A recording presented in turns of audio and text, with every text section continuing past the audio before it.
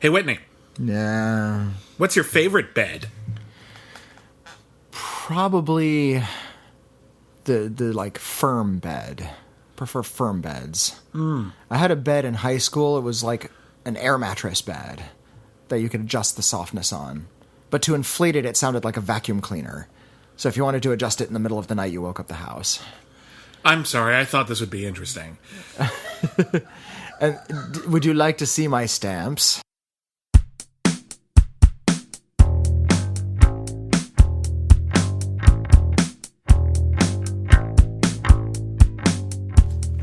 Hello, everybody, and welcome back to Critically Acclaimed, the podcast where highbrow and lowbrow collide! Oh no, my cat!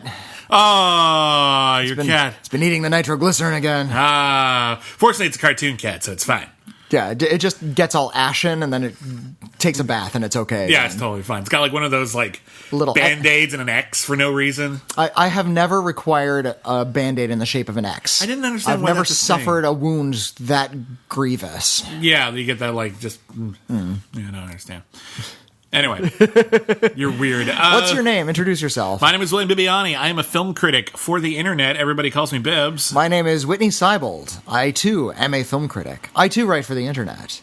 And I am the co-host of the very podcast you're listening to. This very podcast. How podcast is it? Very, very. So podcast. In fact, we review films on it. And what are we reviewing this week? This William? week, we got a lot. We got a lot to review this week. We've got the new releases Tomb Raider, Journey's End, Benji, Muppet Guys Talking, Love, Simon, and hashtag WarGames. The third film in the ongoing WarGames saga. Is it really? Yep. This is actually like a straight-to-video sequel to WarGames. No, because they actually show footage from WarGames in it, but we'll get to that. Oh, I thought this was like... So it's kind of inspired by WarGames, but it's like Hellraiser 8, where it's called Hellraiser, Hellraiser is a film within that film, and it's just about fans of the original Hellraiser. That's very confusing. And they play a video game in that one, and there's Cenobites in the basement murdering everybody, but it turns out they're in the basement, I know, it's silliness. Yep. We're not talking about Hellraiser, but we are going to be talking about all of those films, as well as the notoriously bad film selected by you, our listeners, on the Schmoville Facebook page. You want to go to the Schmoville Facebook page? That's Schmoville with an exclamation point. Every Sunday, we post a poll for an upcoming episode. You get to pick the notoriously bad film that we review, and you also get to pick the whole franchise that we review at the end of every month. So there's a poll up right now, and you can vote on it. That's right. But let's just jump right in. Let's jump right in to the... Let's jump right in? Let's jump right into the jump right ins. And let's talk about the new releases of the week. The most prominent new release, the most advertised new release... is Black Panther. So we can talk about Black Panther for a little... We can talk about Black Panther every week. Black Panther is steamrolling over everything, so we may as well just keep on talking about it. And that's fine. But the actual new release this week is Tomb Raider, the latest adaptation of the Tomb Raider video game. The third film in the ongoing Tomb Raider saga. This one's a reboot, so the other two don't count. Previously, the franchise starred Angelina Jolie. She has been replaced by Oscar winner Alicia Vikander. I like that they, as soon as Angelina Jolie won Best Supporting Actress, boom, Tomb Raider. As soon as Alicia Vikander won Best Supporting Actress, boom, Tomb Raider. I'm looking forward to Allison Janney's reboot. With Allison Janney as Tomb Raider, that's going to be exciting. You laugh, but I would watch the hell out of that movie. Who wouldn't? I want to see Allison Janney in every role in every movie. I want to see her play every role in Hamlet. She'd be good. She'd probably be really good. I want to see a reboot of La La Land where she plays both of the leads. Yes. That'd be great. Yeah. Problem solved. Act circles around that Gosling fellow. So, the Tomb Raider video game franchise has been around for over 20 years now. 25 years or so. And it is the adventure of Lara Croft. Not Laura Croft, but Lara Croft. Lara Croft. It's a real name.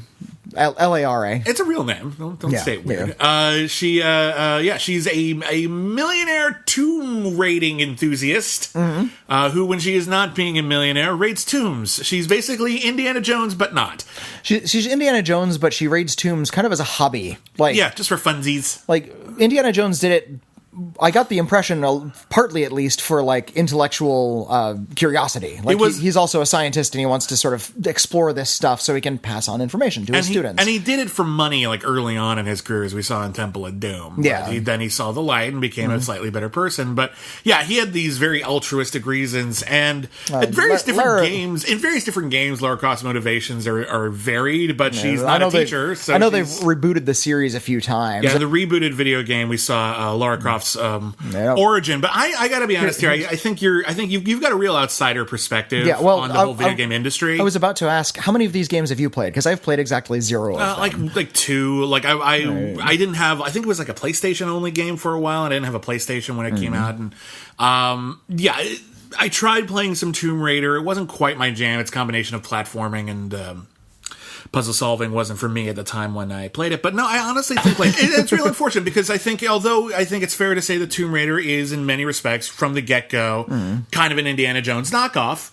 Indiana Jones kind of created this whole action-packed archaeologist genre. Name me more before then.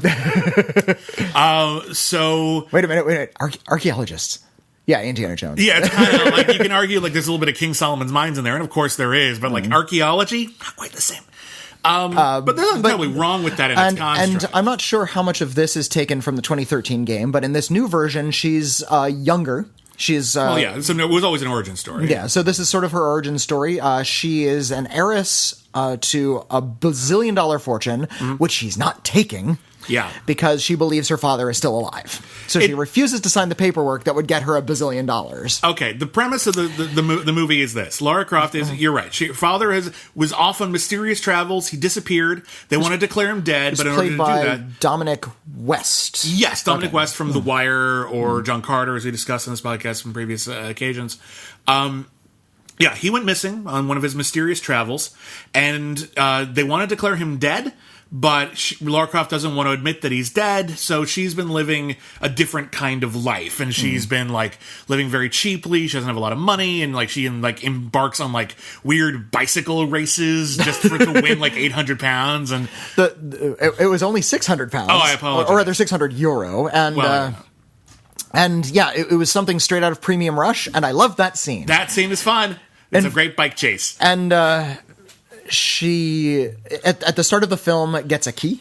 I won't say how, because it's kind of interesting. It's cute. But she gets a key, and it unlocks a cool door that's not a real door. A secret room of mystery. It opens a secret room of mystery. Again, I won't say how.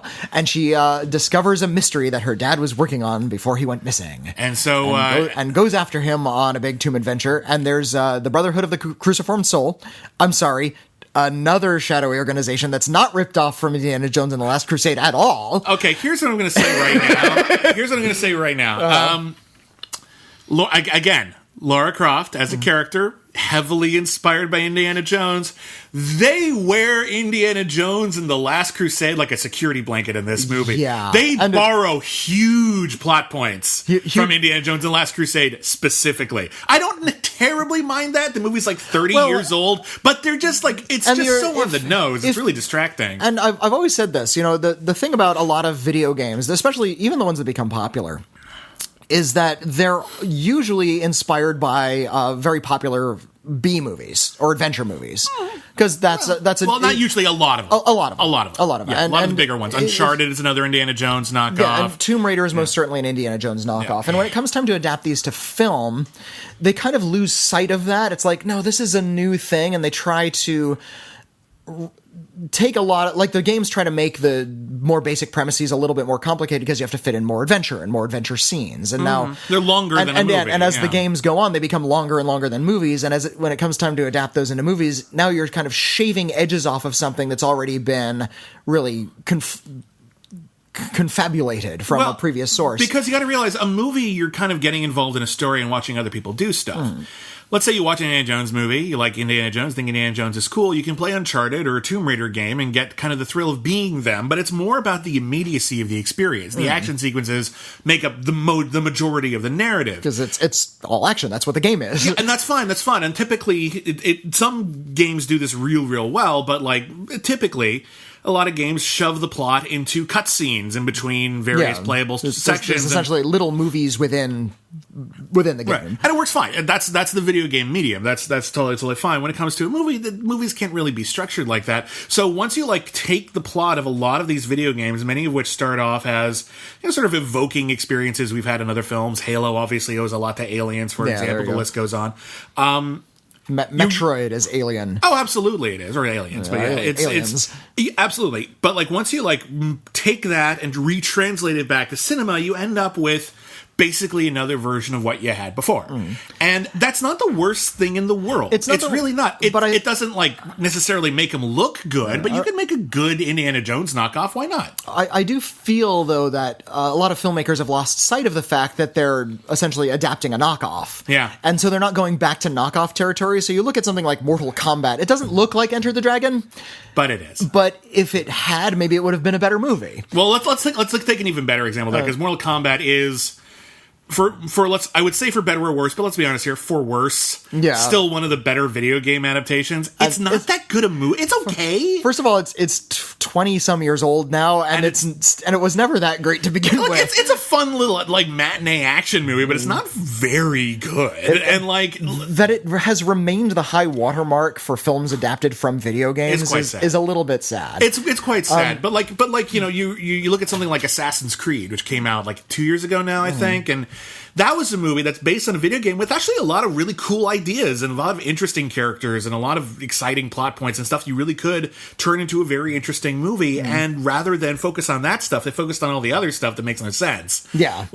Rather than focus on all the amazing historical fiction elements, they decided to focus on the section of the game with a guy walking around a boring office complex finding out about weird memory computer programs. I'm like, that's not the good part.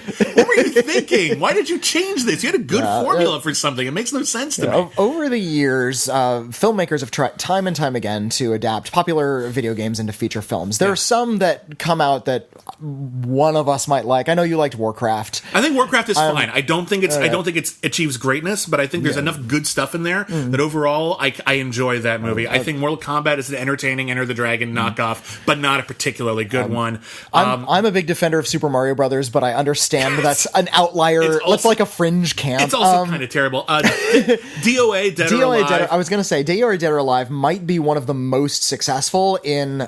Just faithfully adapting it. A, faithfully adapting, and B, just being a rollicking good time. Yeah. It's actually really fun to watch. And we reviewed an obscure anime film. Yes. On the B-Movies podcast several years ago. No, almost 9 years ago now. Yeah, it's a long time ago. The Professor Layton and the Eternal Diva. Yeah, which is based on not a very popular game. Oh, and it very popular. Very popular.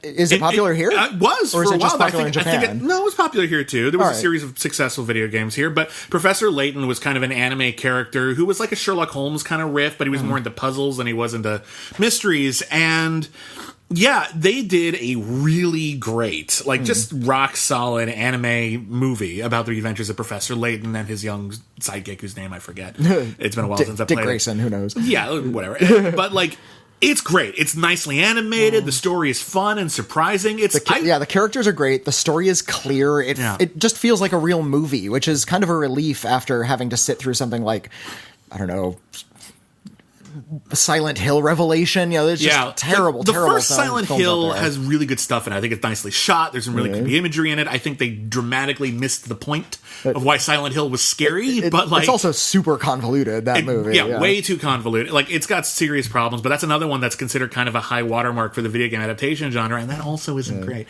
I will say this, going back to Tomb Raider, I had a lot of fun with Tomb Raider. Now it is. Well, okay. It is. I'm a little surprised. It is. Again, it's an Indiana Jones knockoff. We're getting more of that. There haven't been enough of those, if you ask me, so I'm fine with that. It's been a while since we've had one. It's a little moribund as a genre, but yeah. And we're going to talk about it, but it has a couple of huge plot holes. You can drive a Mack truck through. Yeah. Then again, so does Indiana Jones, so I'm not really going to complain too much. But Indiana Jones, travels half the length of the ocean, riding on a periscope on a submarine, which I guess didn't feel the need to dive once that whole time. I'm there are problems with that movie, if you think about it too hard. It turns out he can inflate his body like a balloon and just hold his breath. But what I really, really like about Tomb Raider, the new one, and again, I saw the originals the first one I thought was kind of dumbed down too much.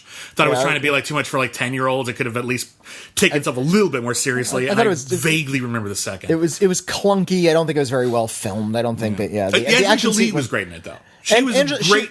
She was clearly having fun. Yeah. This one I really, really like, and it's got one of the things that I like most about adventure stories, and what I think it kind of differentiates between action and adventure story. An action movie is kind of defined by action sequences, but that can be everything from like The Raid, which takes place in one, apartment building, to Star Wars, which is huge. An adventure story takes me on a journey, takes me to different places. And what I really, really like about this one is that without rushing it, I feel like they take the time and let you enjoy each set piece. We go on it, like, it starts off with, like, a UFC fighting match, and then we get a bicycle chase, then we get a parkour chase, then there's a huge, like, boat crash in the middle of the ocean, and then there's fighting off mercenaries, and then there's rolling down the rapids and flying off a cliff, and, like, all of these things, it just builds and builds and builds, and it keeps getting bigger every time. Everything we see is, like, a big extension of the thing we'd seen before it. And each one is like a big travel log of different locations, different experiences. And throughout all of that, Alicia Vikander keeps it relatively grounded. By the end of the movie, she's killing people left and right because there's bad guys everywhere. But the first time she kills someone, they know to treat that like she has never done this before and she's not a murderer. Yeah. So this is actually like really intense, and you feel for her and you realize that she is in real mortal danger, not just because this guy's trying to kill her, but maybe she doesn't have it in her to kill someone else if she had to. That's good action. I liked it. Kind of wish she hadn't killed someone, but there you go. Well, but they're bad guys. They're really bad guys. I understand murder is cathartic in movies, but she was doing it in self-defense. Okay, to be fair, yes.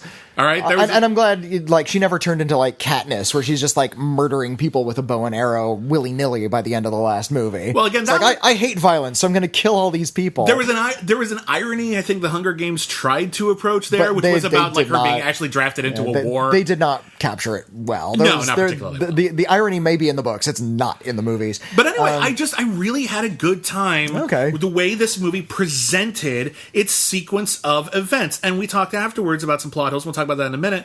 Which, when you're like going into the refrigerator later, it's like, why was that trap there? That doesn't make any sense. But I was just having a thrill. Like, some of it I thought maybe was like over choppily edited. Relatively minor complaint in the grand scheme of things. Like, it's a fun adventure movie, and I had a really good time. I'm going to forgive a lot of the choppy editing just because the director has such a cool name. What's the director's name? Roar Uthaug. Yes! The coolest director name since Olivier Megaton. Step aside, Olivier Megaton. Actually, please, I'm not a big fan of your movie. Step aside, let Roar do all the work. Roar Uthaug. I appreciate what you're talking about for 1/3 of the movie. I like all of the stuff before she gets to the mercenary island. Okay. Where she is kind of destitute and she's fighting this like really badass fighter woman. And I wish she actually had played Lara Croft. She's cool. She was really cool. We only saw her in 2 scenes, but yeah, she's cool. Yeah, and then she has to make some money, so she goes on this premium rush chase, and then Kirsten Scott Thomas and Derek Jacobi show up. It's like, hey, I like you guys. Oh, this is fun. This is really fun. And what I appreciate, and we don't see a lot of in like these globe-trekking spy movies, we usually get like maybe one glory shot of like, here's Istanbul or Cairo, whatever city they're visiting. But we rarely get that scene of our hero kind of like stepping out of a car or getting off of a boat, and just that brief moment where they look around and absorb the local color. Yeah. I think that's a very valuable shot. We get that in every Indiana Jones movie, and we don't get that in a lot of spy movies. No. Because the whole point is you're traveling, you're going to an exotic location. Adventure. That's exciting. That's an adventure. And we got to drink it in. It's just travel. It's globe trekking. But that's adventure on like a way that we can appreciate. And that we can understand that. Exactly. And so, when she goes to an exotic country and goes to an exotic place, and she's a little bit out of her element, we have those scenes. That's good storytelling. And it's all really fun, and she has to get on a ship and find a lost island, find the mystery of this evil demoness from Japan that might be buried in this remote island somewhere. Yeah. And she gets to the island, and Walton Goggins is there. Yeah. She shipwrecks on the island, so she's trapped. Yeah. And Walton Goggins is there, and Walton Goggins is a psychopath asshole with a gun. And he in the movie. In the movie. I don't know Walton Goggins personally. I met him once. He seemed like a decent guy. Oh, okay, good. I don't know if this describes Walton Goggins. He did not cuss at me or threaten to murder me. He actually took a picture with me. He's basically nice. Belloc from Indiana Jones or from Raiders of the Lost Ark, but like if Belloc had been looking for the Ark of the Covenant in the desert for 9 years, and it was a little crazy, and with like no one like he liked to talk to. So he's completely just out of it and loopy and ready to kill anybody. And as much as I like Walton Goggins, I think he's a very good actor. As soon as he appears on screen, the film just dies. It just instantly dies. It loses all of its momentum. All the adventure is gone. It becomes a lot less fun, and all of the illogic that you're willing to glance over because it was so fun up to that point starts to wear, and you start noticing it. And all of a sudden, it becomes really dark and violent, and you realize that you can't have the dark violence in a movie where there are gigantic puzzle wheels in stone walls and color problems, that make the floor disappear. I like Walton Goggins in this movie. I think he does a lot with a character who, frankly, probably needed a couple of scenes of to establish him a little bit. I think maybe if she had woken up, because she wakes up, Walton Goggins is there, is acting creepy, and it takes her like half a scene to figure out that he's the bad guy. And I'm like, I feel like maybe it would have been more interesting structurally if she had woken up and he was nice to her, and like she showed her around a bit and exuded the cow, and only as gradually do we realize that he's the villain, and then we could have actually like gotten situated more. Instead, it just the whole scene kind of sits there and it feels like too small. But that's relatively minor. That doesn't really bother. There should have been that really. I hate to compare this to Raiders of the Lost Ark because it's like it's what it is. It's the best example of this. But remember that great scene where Marion tries to outdrink Belloc. And it's kind of this reversal because it turns out he can hold his liquor better because he grew up on a winery. Yeah. Like, I grew up with this. This is my family label. And they both laugh, and she realizes in her laughter how screwed she is. What a great scene. They needed a scene like that. When we first met Walton Goggins. I think you might be misremembering that scene. If memory serves, he was cocky because he grew up on a winery, but actually she was still an even better drinker. Well, no, he outdrank her in that scene. No, but she was about to escape, and then and then the Germans came in behind her. Yeah. Because he was laughing. He was just like, I think maybe you're misinterpreting it slightly, but whatever. It's more or less right. But yeah, I think Walton Goggins is a good villain. I appreciate what you're talking about in terms of the film's sort of contrasting tones of severe violent darkness and sort of adventureness. I really think it got a pretty good balance. You'd say that it kind of like you started noticing the plot holes like when Walton Goggins showed up. I noticed them right away because, again, the movie opens with her father is missing, presumed dead. And if she doesn't like sign a thing saying he's dead and she'll like accept his, inheritance, they're going to like sell the company and lose the family manor and everything. And she doesn't want to do it because she'll have to admit that he's dead. But here's the damnedest thing. It doesn't kill him if you sign that. He can still be alive. Oh. And then when he comes back, you can just give it all back to him. It's this really manufactured plot point. Why are you refusing this $1 billion inheritance? You don't have to use it. Like, you can just not. And if somebody had pointed out to her, you're being just this privileged jerk who's just letting this money, do something good with that money, for goodness sake. It kind of bothered me because I realized they want to take her and have all of this Lara Croft backstory and give her all these billions to work with in sequels after she comes into her own and uses them to, save the world from bad guys, but whatever. But initially you want her to seem kind of relatable and someone who actually would have to do, some crazy things in order to get by in the world so that she builds up all these weird skills. And I'm like, okay, cool. Literally no reason for her to accept that inheritance. Even stubbornness makes no sense. Yeah. It makes no sense whatsoever. So that kind of bothered me because then it gets to this point where she has to go on this trip and she has to sell this amulet her father gave her for 8,000 euros. And you have billions. Yeah, you don't have to sell a just trinket. Sign a piece of paper, take the money, and get a yacht. You're fine. She's in the pawn shop, handing it to the pawn shop owner, who's played by Cameo, and I guess he's in the preview. It's Nick Frost. Oh, yeah, he's fun. And she's like, "This is all I have of my father's." Also a mansion and billions of dollars. A company. That's also your father. You can have that. This is the last thing from my father. Well, if you believe he's still alive, you wouldn't have that moment. Just go to the mansion, which you apparently can do at any time, grab literally anything from off the wall that has less emotional value to you and sell that instead. And go to Christie's and get a lot of money for it. Who gives a shit? What the... so that doesn't work.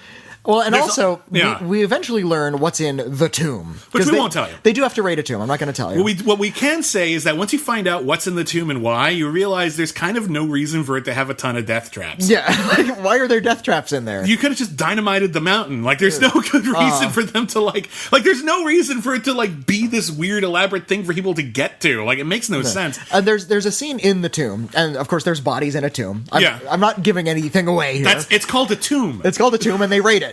It's called the Tomb Raider. Enjoy. And they come upon a dead body, and it lurches up out of its grave.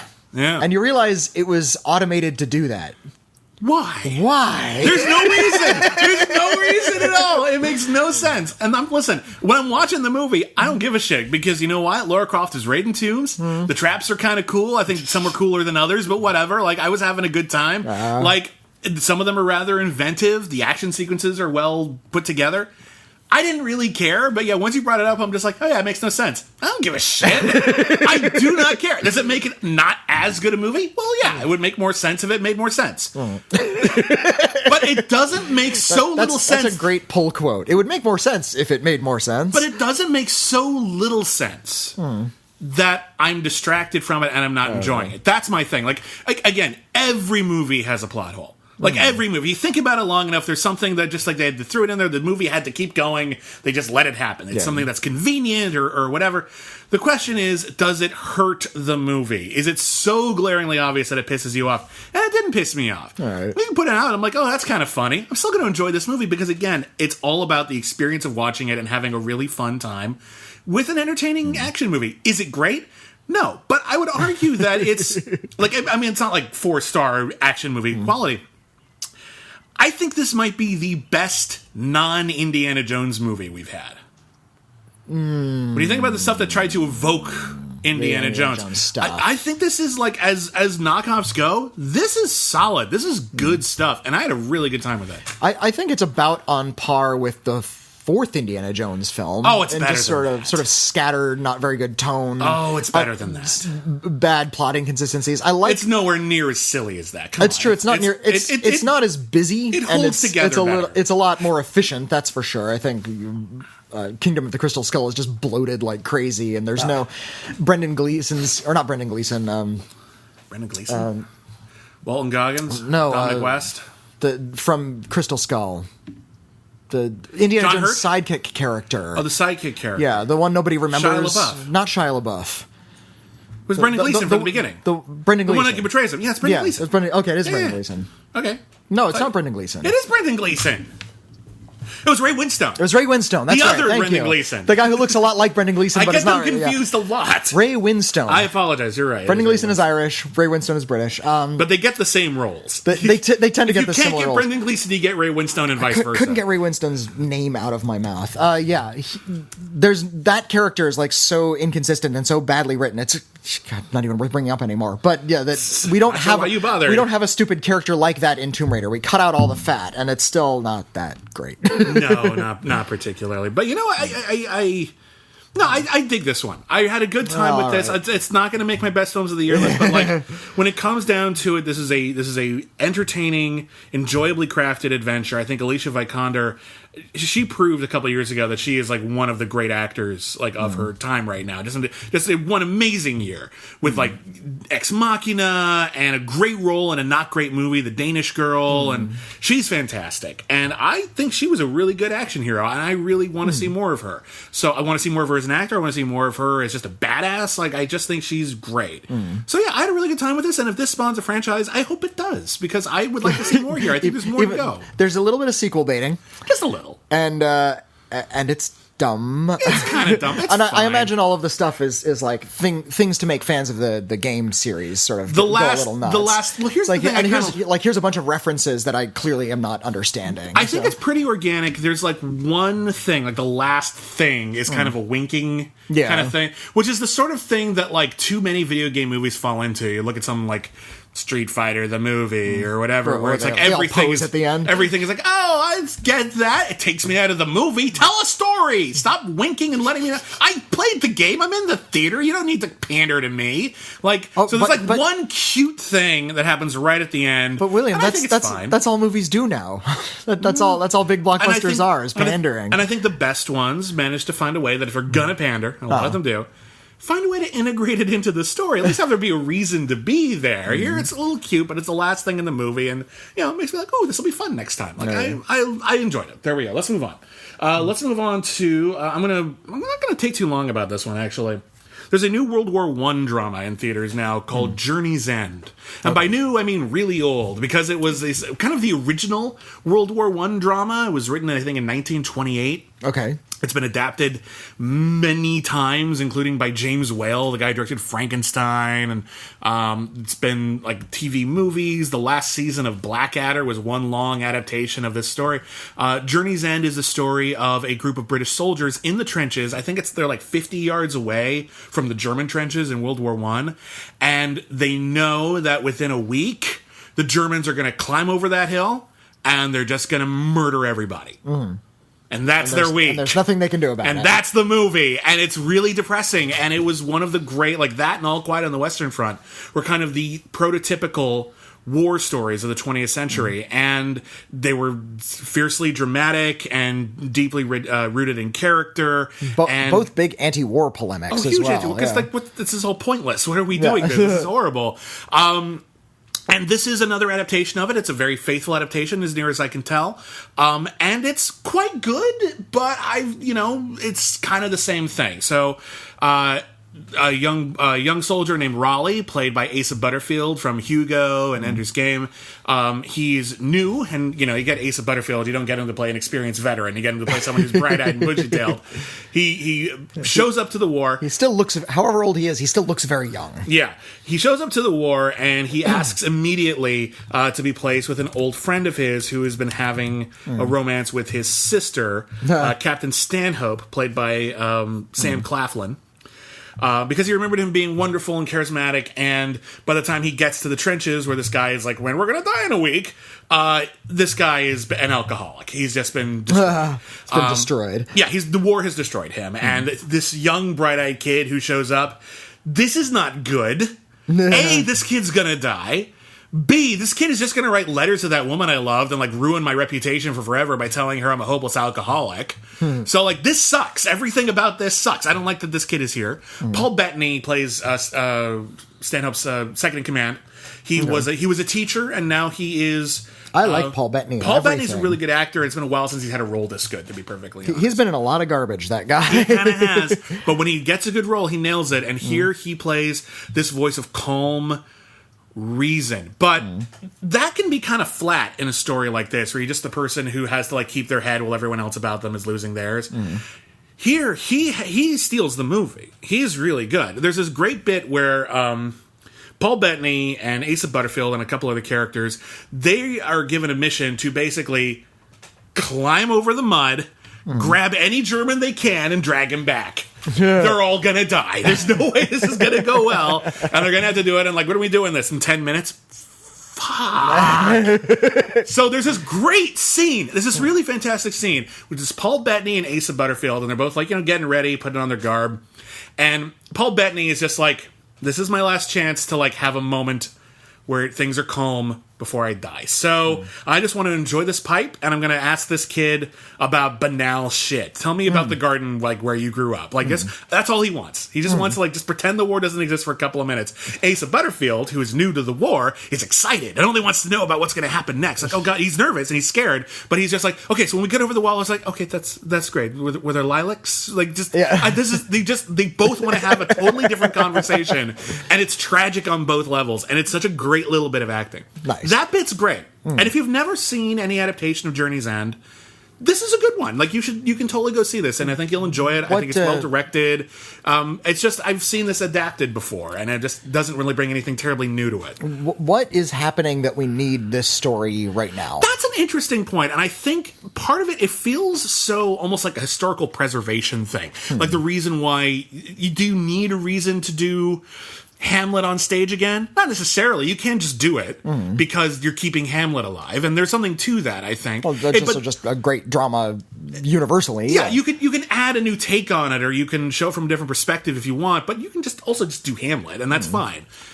Journey's End may not be Hamlet, but it is this kind of really respected institution in war stories. And it's a good one, and it holds up well today. But you're right, and that's the thing that sort of keeps this from feeling terribly exciting right now, is it really doesn't have a new take on it.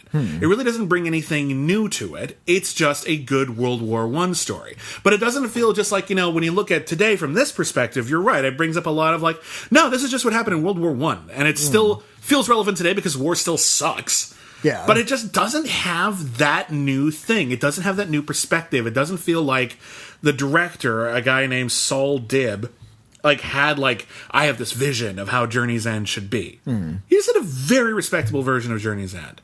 That's it. All right. If you've never seen it, or you've never seen it produced, or you've never read the play, or whatever, or if you've never seen the last season of Blackadder, which I think does it brilliantly, and it's funny, this is good, and maybe you might want to see this, because Paul Bettany is really good in particular, and it's a good little adaptation. But if you've seen any version of this story before, it's not going to blow your mind. It's just another decent version of it. I find something very strange happening with World War I. World War II was sort of like humanity broke its contract with itself. Everything was supposed to be going great. We had figured everything out.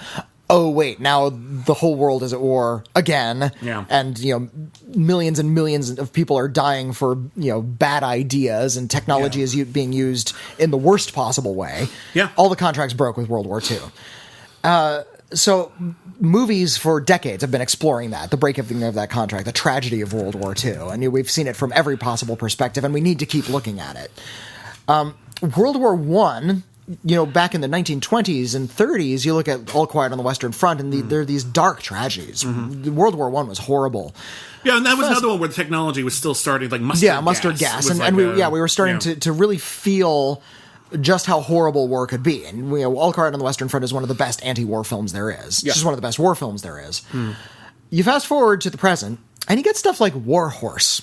And War Horse is nostalgic and kind of warm, and it's this inspiring tale about a young man who's reunited with his beloved pet. And there's that scene in War. There's all the story everyone remembers from World War I is those stories about the Christmas armistice. Yeah, and then because people weren't really fighting. People were fighting for kind of bullshit political reasons for a lot of it. So the actual soldiers had no animosity towards each other necessarily, and so you had little stories about then they both teamed up to save this horse from barbed wire. And I'm that's nice, but you're really kind of romanticizing. Yeah, we're romanticizing, and we're kind of sugarcoating and getting warm feelings out of World War I. It's a war. There's a really great 1937 movie. I think it's the other great World War I movie, Le Grand Illusion.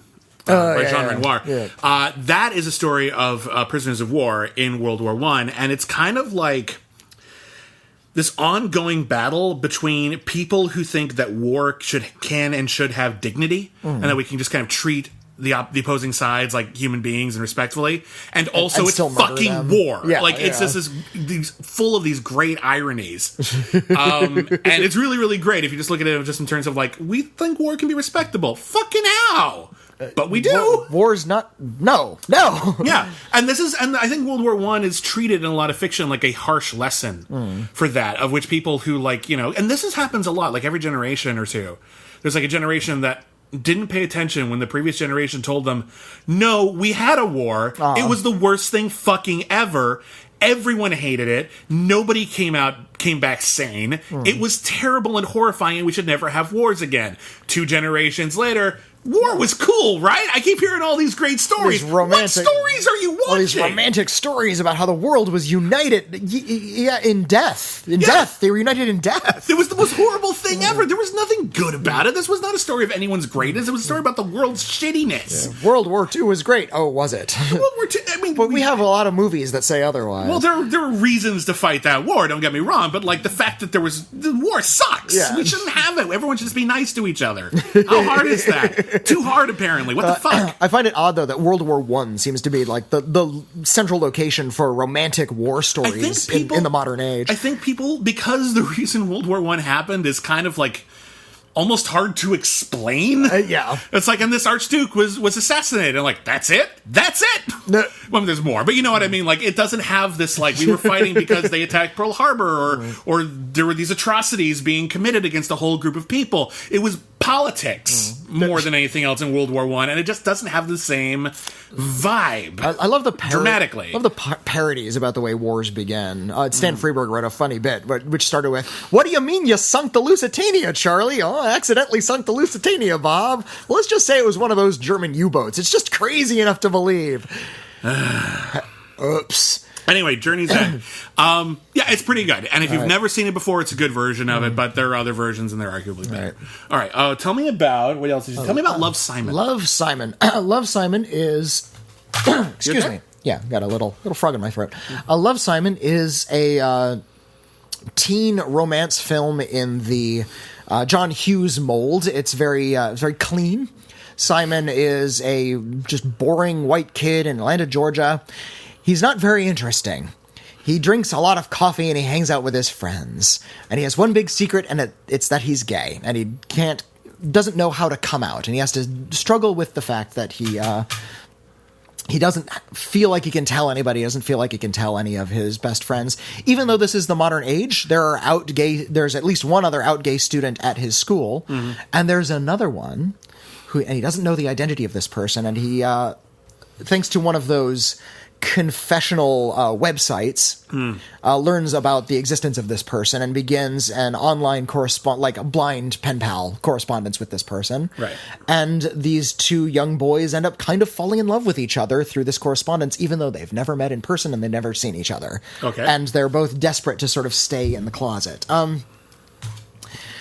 Again, Simon is not a very interesting person.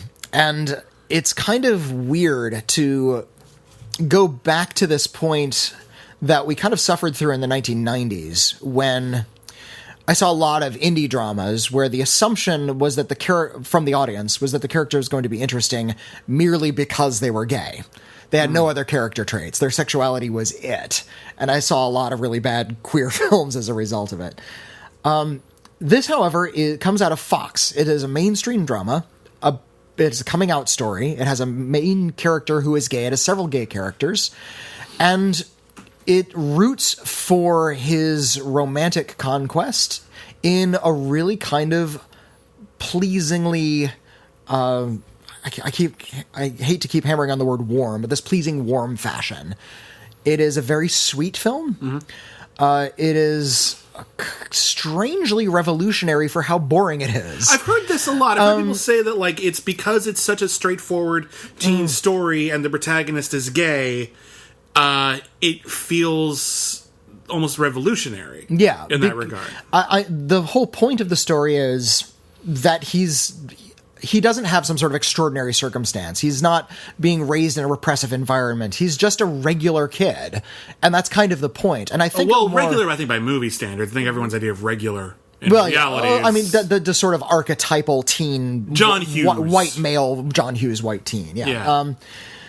That he is just sort of a plain guy. I think a more skilled filmmaker would have been able to highlight his banality with a little bit more skill. Kind of had made him more interesting and pointed out the fact that he's kind of a boring figure and still understood that this drama of coming out, even in a pretty open-minded environment, is a big deal for him. And how pushing back against his own normality is kind of his central drama, rather than necessarily his sexuality. And when he will come out during the course of the film, the reactions he gets from people are, okay, we don't really care. It's having that secret that's really kind of damaging to his dynamic and to his friendships and his relationships with his family. Yeah, it's not like, judgment from everybody. Yeah, and okay. What it really does reveal is that the closet is a dangerous place. Coming out is less dangerous than staying in. Well, and depending on your environment. Depending on in this environment, in the world of this film. Okay, yeah. Because there are places where it is not safe. Yeah. One of the plot points, in fact, is that he gets blackmailed. There's this, like, spazzy villain character, a boy named Martin, who finds out through machinations, and says in something that feels like something out of 30s theater, blackmails him and says, "I won't tell anyone if you help me Roxanne romance one of your best friends." Cyrano de Bergerac, give me lines to... Exactly. Yeah. But he's a spaz, and the girl he's interested in has no interest whatsoever. The girl is played by... Let me look up her name, because she's really great. She was in that film Tragedy Girls. Alexandra Shipp. Okay. She's really terrific. I really like her. I think she's really fantastic. But yeah, there's a lot of really sweet moments. There's a lot of really great connections between the friends in that bland, mainstream Hollywood sort of way. Yeah. If this had been about a heterosexual teenager, the film would not be worth your notice. Yeah. It would just be a plainly, blandly, boringly, boringly bland teen romance out of a Hollywood machine. I can't use those words enough.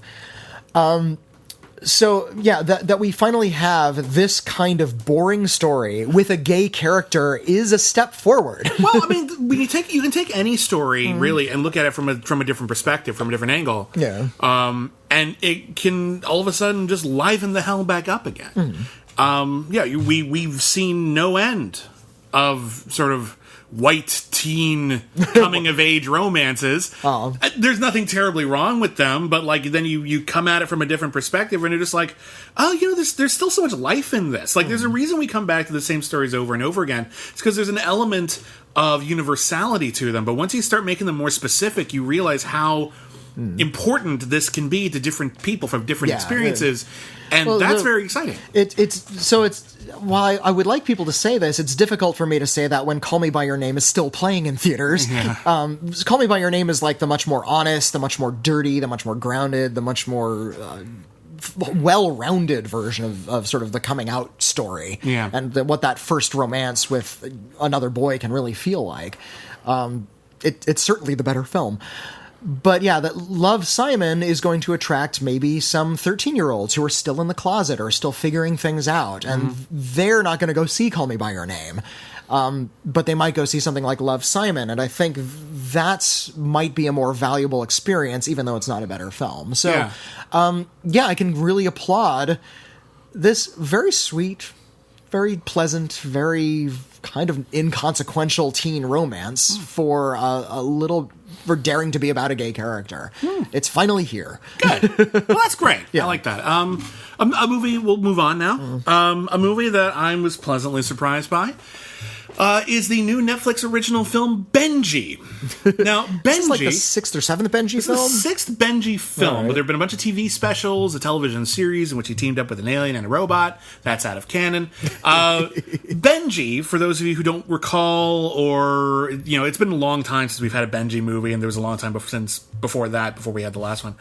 Benji was an independent movie in the 1970s. Someone said, hey, there's all these like kind of low-budget family movies that are being thrown into theaters, and they're not very good. Let's make a good one. Let's do something with some real quality to it. And they found an adorable dog who happened to be very well trained and did a bunch of cool tricks. And the first Benji movie, which was a big hit, and it's still quite good, is a story about a stray dog, and every day he goes throughout his entire small town, and different people know the dog and play with the dog and have a relationship with the dog. And after like hanging out with that dog for a couple of days, and we get a big sense of the town and the community and everything, 2 kids who love Benji get kidnapped. And only Benji knows where they are. Oh, no. And so it's all about Benji trying to get help for those kids, and of course he's a fucking dog. What breed of dog is Benji? He's a mutt. He's like a little terrier type dog. Yeah, a little bit, but he's clearly a mutt. Like he's a bunch of things in there, and he's not a giant noble lassie looking border collie type. That's part of his appeal is that he's a ragamuffin. He's Oliver. He's Oliver Twist, but he's a dog. So these kids get kidnapped, and he's trying to run around, and like seriously, like about half the movie is Benji trying to get people's attention and nobody believing him. Benji trying to he realizes that this one guy is a cop, and like he like does good things for people. So he goes to the police station, but he goes to the police station as it's being locked down for the night, and then he gets stuck in the building, and he's trying to find a way out. It's great suspense. It's really efficient. The dialogue is kind of lame. The acting is very amateurish, but as an engine for suspense, the first Benji is great. And then all the Benji films afterwards, I'm just going to gloss over them, were kind of a combination of family-friendly shtick and suspense. That was what he did. In the second one, Benji was lost in Europe and spies were chasing him because someone tattooed a formula for some scientific code on his paw. It's ludicrous, but there's a cool car chase. Benji overall was very much retro. This idea of the brave dog was something that came out of the 1950s. Well, I guess, and before that. No, 20s, Rin Tin Tin. Oh, you're right, Rin Tin Tin. Yeah. Popularized in the 50s by Lassie. That was what I was going to. But Rin Tin Tin was clearly the example. And so, I remember when the Benji films came out, they felt really out of place. Yeah. Even when I was a little kid, I remember it's like a brave dog. I mean, I understand this. I can watch that and have fun. Yeah. But a brave dog? Really? When we already have, like, robots and never-ending stories and Krulls to choose from? And the best Benji movies are really good. Yeah. And the worst ones are some of the worst movies ever made. He did a movie called Oh Heavenly Dog with Chevy Chase. Is that in canon? That is, well, the canon gets a little nebulous. The implication is that one is canon. Okay. Chevy Chase is a private investigator. He gets killed in the middle of a case, and he comes back as Benji because Benji was about to get hit by a car. Which is dark on a lot of levels. It's one of the most boring movies I've ever seen. It is a sleeping pill. Chevy Chase sleepwalks through his whole Benji voiceover. Like, Harrison Ford looks like he's on crack in his like theatrical Blade Runner narration where he just doesn't give a shit. Like, he was like, well, at least I was more excited than Chevy Chase, right? And I'm like, all right, you got us. Was it better or worse than Eric Roberts as a talking cat? Worse than a talking cat. Eric Roberts cared. Eric Roberts gave a shit. I'm talking cat. Chevy Chase gives no shits in that movie. Benji, was he as drunk as Eric Roberts? It gets a little weird in Benji the Hunted because Benji the Hunted is about Benji getting lost in the woods and having to take care of like a bunch of baby cougar cubs. And it's cute and there's a lot of fun stuff in it. But like it opens with he's actually playing Benji the actor. Who got lost? So he's a movie star. He got lost on this. That's why people are looking for him. I guess otherwise no one would care that a dog got lost. Just a dog. Yeah, just some stray dog got lost in the woods. People wouldn't send helicopters after that dog, but they do in Benji the Hunted because you need those helicopters for the plot to work. But like he's on the set of his latest movie and he like falls overboard and he washes ashore and I'm just like, so he was making Benji the Hunted and he got lost and he ended up doing Benji the Hunted.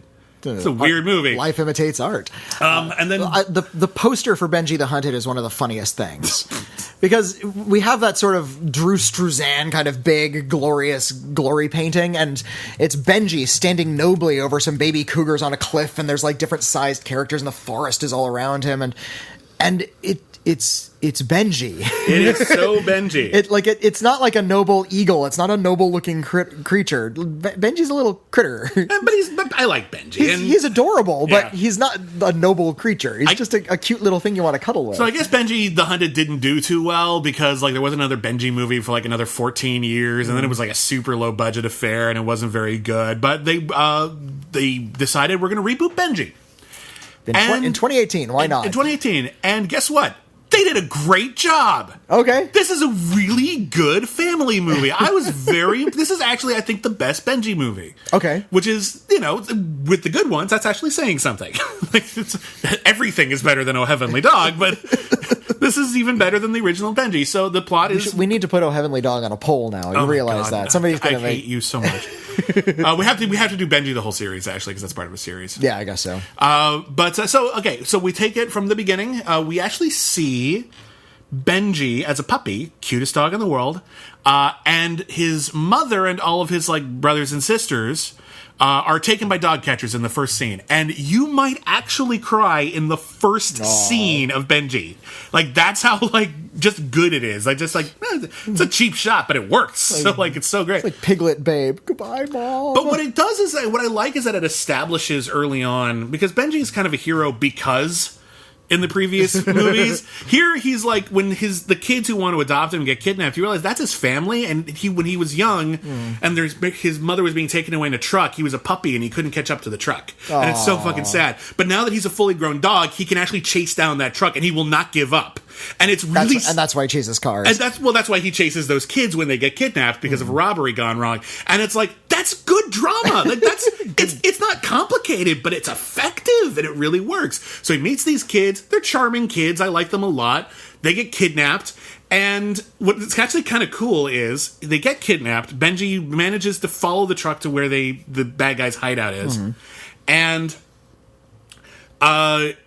he sees them, and he runs back to try to get the mom or the cops or whoever will listen to go follow them. And the first thing they do is follow him because they've seen movies. And when they get there, the bad guys have already moved on, but they don't know that, so they just think Benji wasted their time. So now they don't trust Benji. It's a nice little twisteroo on it, and it really, it plays up the fact that this is kind of a modern age. People might actually believe a dog might lead them to someone that they loved who's in trouble. But then you still get all the shit about people not believing Benji. And so Benji has to solve the problem all over again in a slightly different way. It's very well told. The acting is pretty good. The writing and situations are good. The dog tricks are great.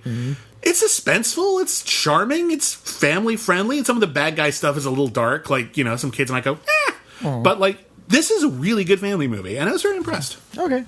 That's kind of it, really. It sounds sweet. Seriously, honestly, this is one of the better Netflix originals we've had in several months. It's been probably better than Mute, but better than the Cloverfield Paradox, that's for sure. They're given the volume of Outsider. Crappy dog movies, crappy straight-to-video dog movies there are in the world. We reviewed Karate Dog on our other podcast. We reviewed Max 2, White House Hero, on our other podcast. But still, it's just a relief to hear that it's not insufferable. No, it's well made. It only has to be not insufferable to be notable, and that's kind of a relief. Honestly, it could have been a theatrical release, and it would have been a very respectable theatrical release. Your standards are a little lower when you don't have to leave the house. But if you left the house, your kids wanted to go see a family movie, you went to see Benji in a theater, I think you would leave that theater and be going that was a good movie. I don't feel bad paying money for that. That's pretty good. So Benji's perfect for rebooting because I think the nostalgia crest is a little low on Benji. Yeah. Some people our age might remember Benji, but it's just been a long time. His glory days, were the 1983. And people are more aware of Benji than they are familiar with his actual films, and I think that's a good space to come in on. Yeah, there's a lot you can do, and you can change a few things that didn't work before, and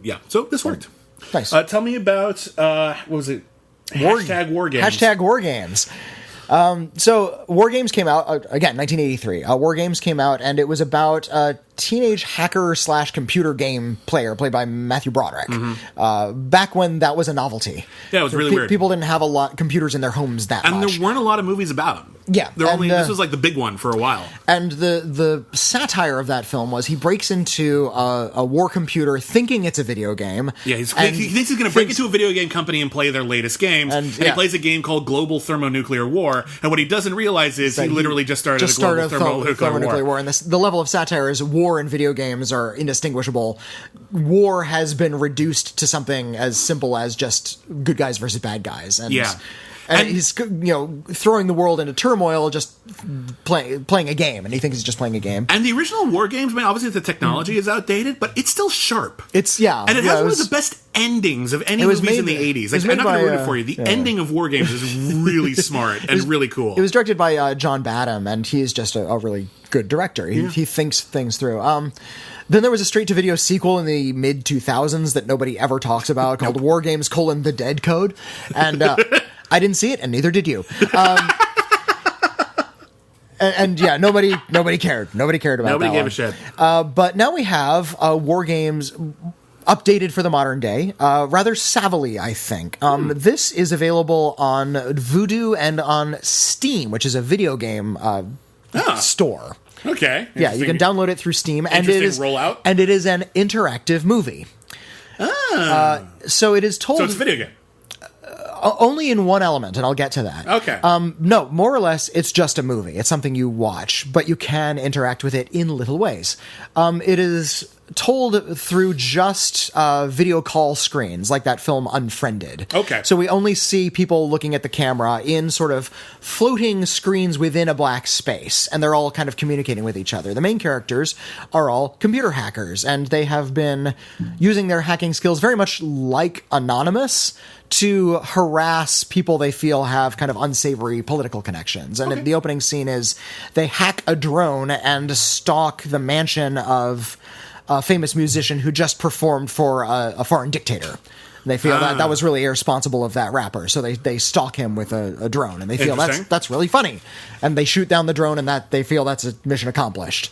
Right. They're wasting time, more or less. It's like the opening of Sneakers. Yeah, yeah. So Still the best Hackers movie. Just, Even better than Hackers. Sneakers. Sneakers better than Hackers. Hackers, a film I'm still very fond of. I like Hackers a lot. It's one of the most 90s movies to ever 90s. And in fact, even though this is called WarGames, that should have been called #Hackers because it's more about the hacking community than it is about war. And the story involves the main character's mom was a soldier who died recently, and a Fox News-like network is kind of exploiting her death for their own political purposes.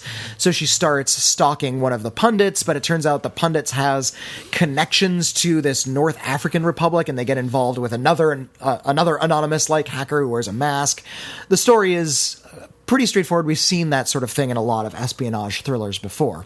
The interactive element is you can choose who's in the center screen, more or less. Oh, okay. Like, there's a lot of people sort of floating around, and you can click on those screens as you watch it, and you can see So it's like time code. They're all going on it at the same time. They're all going... Yeah, we all constantly see every character on whatever screen they're on, so long as the call is active. Okay. And we can, like Mike Figgis did with time code, can kind of mix the sound and the image that we're seeing. It's fun. And it's kind of fun. There's a scene where they have to take sexy pictures of the main character's hot boyfriend. Okay. And you get to take the pictures. That's another entry. Like, you get to hit the button and choose which pictures are being... That's charming. Yeah.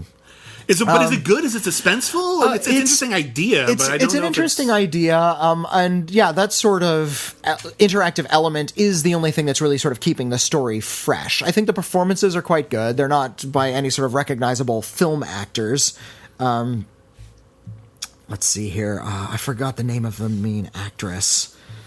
Her last name is Nurse. I don't remember that much. Jess Nurse is her name. I had to look it up. Sorry about that. Okay. And Maba Ba is the actor who plays her boyfriend. And those two are really very good.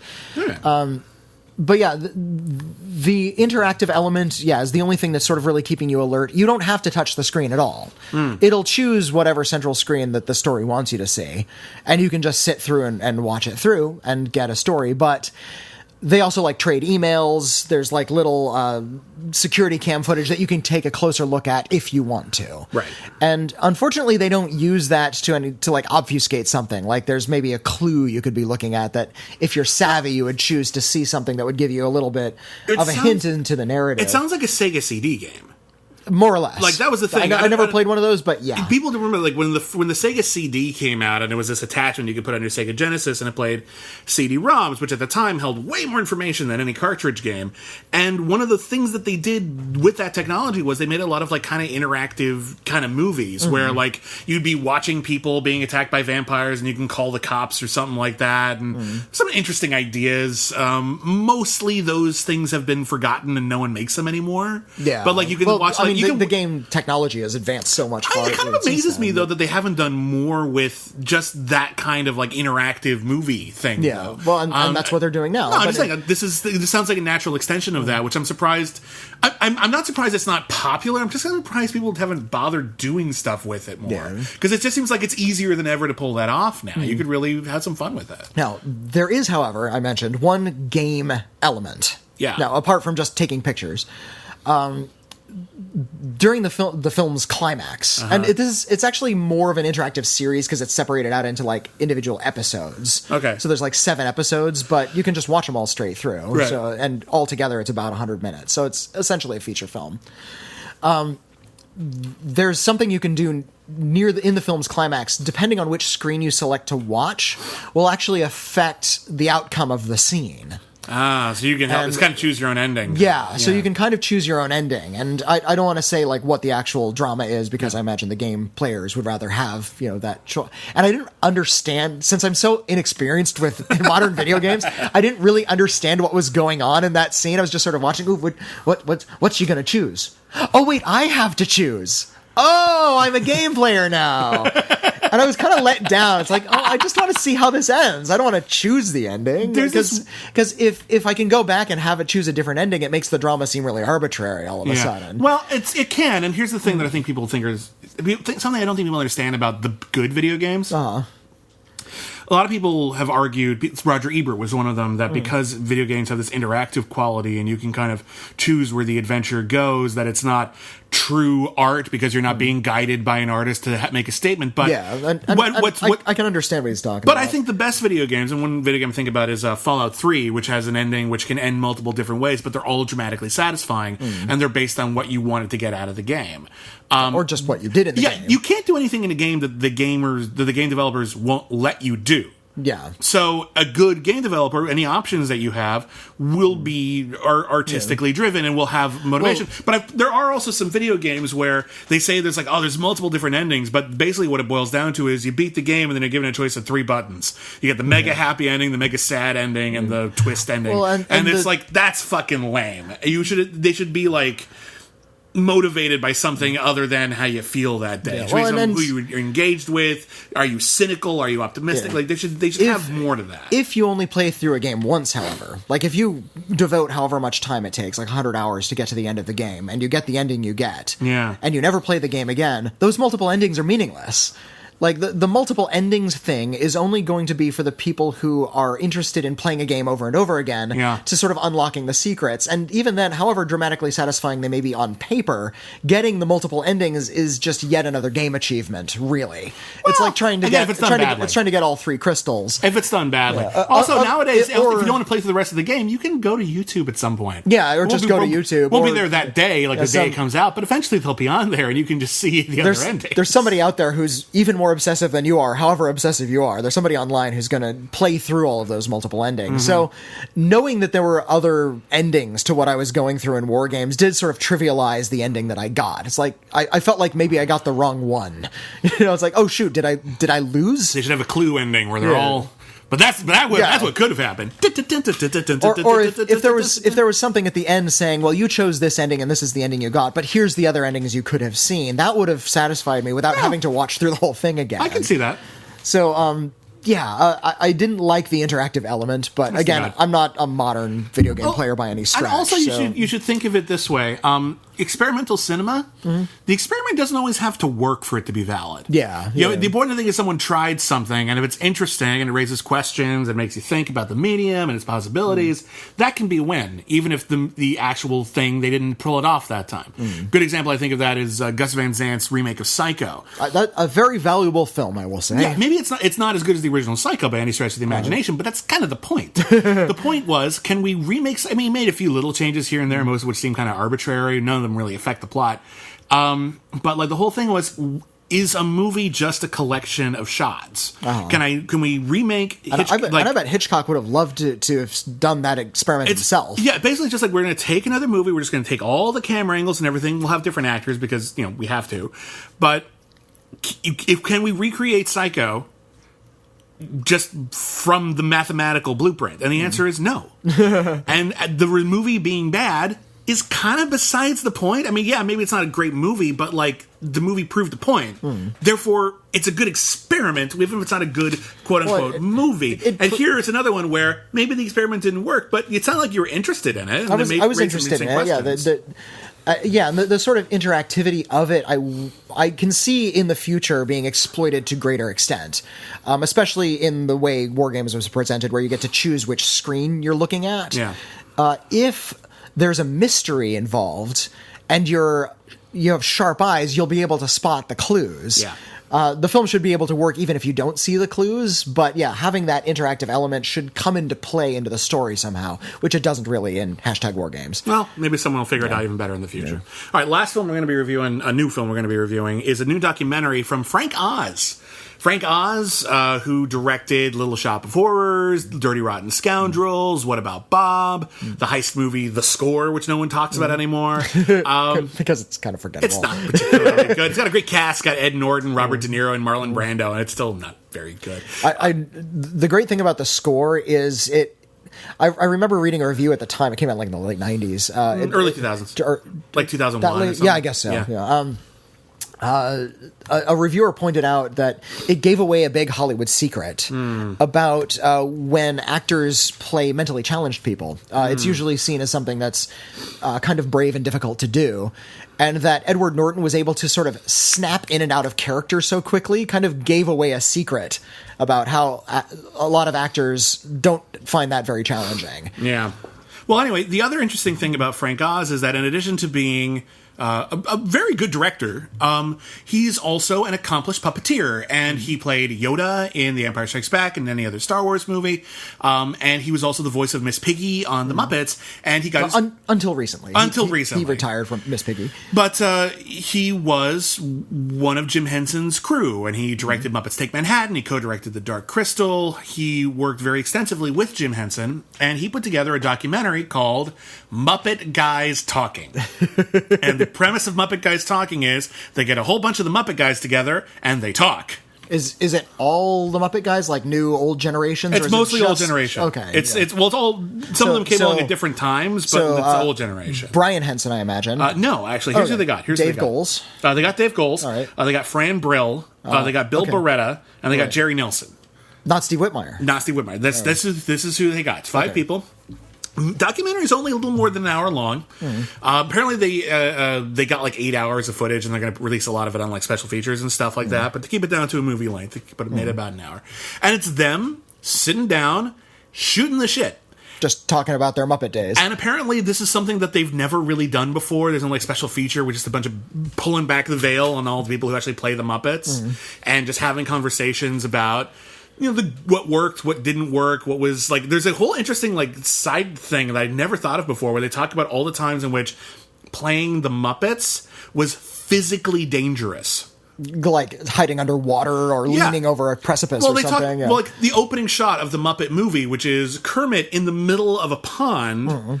Playing the banjo, and when you really think about it, it's like, yeah, where the fuck was the puppeteer? Turns out Jim Henson was in a bag, was in a canister underwater, and apparently he had to be in there for so long, and he had like a monitor or something so he could see what's going on. Like he was in there for so long that he was like stuck in that pose when they pulled him out. Wow! There's a shot in The Great Muppet Caper where all of the Muppets climb like a drain pipe, but that's really hard to do. Yeah. And it turns out that all of the Muppeteers were on like on their side in like a sectional elevator. Okay. Which was not very safe. Oh, like, yeah. It's just really dangerous. Like if that had broken those down, people. Yeah, everyone could have died. And it's like really... So that's really interesting. And it's full of a lot of really fun footnotes about how they created their characters, when Miss Piggy became Miss Piggy. Like Frank Oz told a story about it, like how initially she was not as fully formed, and the moment that made Miss Piggy was she was scripted to just hit somebody, and instead he did a karate chop with a hi-ya, and that's when he realized Miss Piggy is like not like a dainty person. She's like a badass. He described her as like a truck driver who wants to be an actor, and like she's just this really tough person who also wants to be really, really feminine, and that contrast is what makes her character so great. And so there's a lot of really cool stuff like that. It's a really great conversation. It's not much of a movie because like there's no like plot or there's nothing building to something. It's not a documentary. It's just like, will they win the cheese making contest? There's some suspense. Like it's just they're talking. Yeah. It's basically one long episode of a really great podcast. Gene Siskel had a really great standard by which he measured films, and he when he was watching a film that he didn't like but it had performers he liked, he always asked himself the question, is this film more interesting than just watching those actors having lunch? And it sounds like this is actors having lunch, basically movie. Yeah. And that's all you need, honestly. It's interesting. It's entertaining. I kind of want to delve into the special features. It's only available. It's not going to be available, released on Netflix or theaters. It's only available on the website, MuppetGuysTalking.com. Okay. I believe there's like, you can buy the movie really, really cheap. You can send a little extra and get the special features. All I saw was the movie. Again, it's not a mind-blowing documentary, but if you like the Muppets, you've never heard a lot of these stories, and the stories are great. It's kind of a relief, and I'm wondering how much, how disillusioning it'll be. Because the Muppets have always prided themselves on presenting the Muppets as real people. Sure. And when I interviewed Kermit the Frog, I got to ask him that very thing. And he was very impressed because he never got that question before. He said, Kermit, in Muppets Most Wanted, you play Kermit the Frog. But clearly that's not you, the person I'm talking to. You're playing a character named Kermit. How much of the character Kermit the Frog is a character and how much of it is actually you? Yeah. He said, that's a great question. He had to think about it for a second. Yeah. Because the level of reality we deal with the Muppets, it's fun to pretend. It's fun to pretend that Kermit really is out there in a mansion somewhere. I interviewed Frank Oz for this movie, and you can read bits of that on IGN.com. They haven't been published by the time we're recording, but they should be published anytime now. And I asked him a question. I actually asked you to ask Kermit. At the end of Muppets Take Manhattan, which Frank Oz co-wrote and directed, Kermit and Miss Piggy get married in a Broadway show. But then it turns out Kermit realizes that Miss Piggy has replaced the actor playing the priest with a real priest. And I was always wondered, is that marriage legally binding? Certainly sanctified. It's sanctified, but is it legally what counts? And I asked Frank Oz that, and he actually thought of it. Okay. It was his idea, not just to do that scene, but to get a real priest who could sing to play the priest. Oh, so that's an actual father who plays the priest in the movie. Yeah, he happened to be able to sing, but he's a priest who plays a priest in that movie. And one of the things he thought was, in interviews, if anyone asks, Miss Piggy can say, well, it was a real priest. And Kermit can say, but it was in a movie. And Miss Piggy said, but it was a real priest. Through and through. So they actually thought out that kind of meta-narrative a little bit. I thought that was really, really cool. Yeah, I'm wondering if the shattering of the meta-narrative, though, is... It's not that bad. It's really not. Don't show it to kids. I wouldn't show it to kids, but they don't have the puppets with them or anything like that. It's just them talking, and I mean, sometimes they talk, some things that are, I wouldn't say disillusioning, but they talk about the downside of Jim Henson. He was, a bit, wasn't a perfect person. He wasn't a perfect person, and he I mean, they don't say anything terribly negative about him, but he was really willing to go to some extreme lengths to get the shots he wanted, and sometimes it was like, that's really don't really need to be in that elevator. Okay, fine. It's fine. That's what a lot of directors do. Yeah, that's okay, but this is a nice little conversational story. Again, as a movie, it's not terribly thrilling, but you're interested in the topic, it's worth checking out. Okay. So on the critically acclaimed scale of C- to C+, I'm going to give Muppet Guys Talking, I'm going to give this a relative score. It's a C+ if you like the Muppets. Okay. If you don't, it's still a C because it's interesting Hollywood work rigmarole, but you'll be less invested if you don't love the Muppets. But who doesn't love the Muppets? What about #WarGames? #WarGames, I'll give a C. It's not a great film, but it is an interesting experiment, and I was interested throughout. Okay. Benji, C+. Just excellent. Rock solid. Good movie. Kind of wanted to catch up with this, and I'm sorry. It's on Netflix, and I highly recommend you check it out at some point. It's a really good, there aren't a lot of family movies nowadays, family movies that you can watch with your kids that have enough of a dramatic oomph to keep parents going without it going super dark. This goes a little dark in a way that kind of the Goonies went dark, where the danger is really dangerous, but it's still really good for kids. So it's a C+. Love, Simon? Love, Simon, a C. Okay. Definitely. Yeah, just serviceable, good. Yeah. I'm the same way with Journey's End. It's a very respectable adaptation. Paul Bettany is particularly good in it. If you're a Paul Bettany fan, you should definitely check this one out. Otherwise, I've never really seen a bad Journey's End, and this didn't start it. Doing it now. It's a serviceable adaptation. And then lastly, Tomb Raider. Tomb Raider, C-. I did not like it. I wasn't having fun. C+. I liked it a lot. I was having fun. This is one of our biggest disagreement in a while now. I just thought, all the things you say they're in there, they're in there, but they weren't detracting from anything for me. They're just these side things that are just oh yeah, that didn't work. I don't care. All this other stuff is awesome.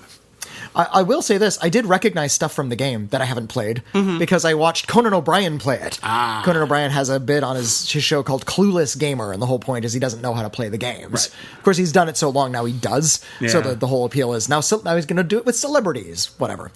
But he does play the 2013 Tomb Raider, and there were scenes from the game that ended up in the movie. Okay. Parts of the actual gameplay, the surfing through or parasailing through the sky through trees. Yeah. Is in the game, or going down the river, or even the part of her body she's speared through is from the game. Well, I've seen so many video game adaptations, the latest Hitman movie comes to mind, where they try to incorporate video game mechanics into the movie because I think people expect that, but it feels really, really forced. There's a scene in Hitman Agent 47 where they're like in a building with a whole bunch of deadly like mechanical stuff, and he like tricks them into like all these places where they can die through like turning on a switch and getting sucked into an air vent or something. And I'm like, you stopped the movie dead to do that, and I don't care about any of these bad guys. You're just doing this because it's in the game. In Tomb Raider, anytime she does any Tomb Raider-y stuff, there's a reason for her to do it, and I'm invested. So I think that's a good adaptation. I did like the scene in... it's the only thing I liked about Doom. The first person scene? There's a scene in Doom where like we actually see it first-person shooter style from the character's perspective, and it's actually like the most dynamic and interesting action sequence in the film. Because it's just pure action. You don't have to think about the stupid plot. They took a relatively silly plot to begin with, and they made it dumber in the Doom movie. There's a portal to hell on Mars. That's all we need. Why did you make that worse? We don't need anything more complicated than that. Are these demons or Martians? What? That's a weird question. The Doom movie opens with, the year is 2050 or whatever it is, and it's like, we've finally unlocked the whole human genome. And I'm like, when I saw this movie, we had done that last year. I'm like, already... Did no one check to see if we were close? Like, I digress. Let's move on. The only film with both The Rock and Rosamund Pike. And Carl Urban. That's right. Yeah, it's a good cast, actually. Mm-hmm. I digress. Moving on. We're going to go to our double feature now. Our main event, this time we picked a whole bunch of weird, kind of outsidery, bizarre indie movies for you to choose from. And this was everything from the bizarre ramblings of Neil Breen to the even more bizarre, incoherent action genre hybrid of Dangerous Men. Dangerous Men is... Okay, you didn't choose Dangerous Men.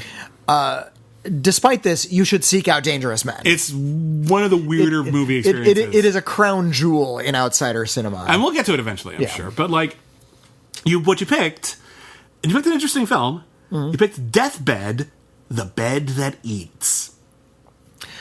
Deathbed, The Bed That Eats is about 70 minutes long. Maybe a little more. I think it's a little longer than that. And it's pretty short.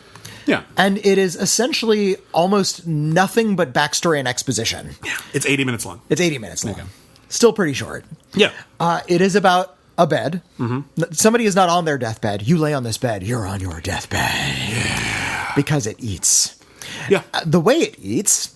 Now, it doesn't, like, grow fangs and fold up and mash you up. Think about this. Like, imagine someone said to you, we want you to direct a movie about a killer bed. How are you going to do that? I think most people would imagine the bed would, like, suck you in, like, and, like, grind you up, like that bed from Nightmare on Elm Street 1, or, or, like, chomp on you or something like that. I would definitely involve, like, it would be an animal that looks like a bed, essentially, in most people's versions. Yeah. Instead, so you're laying on the bed, and...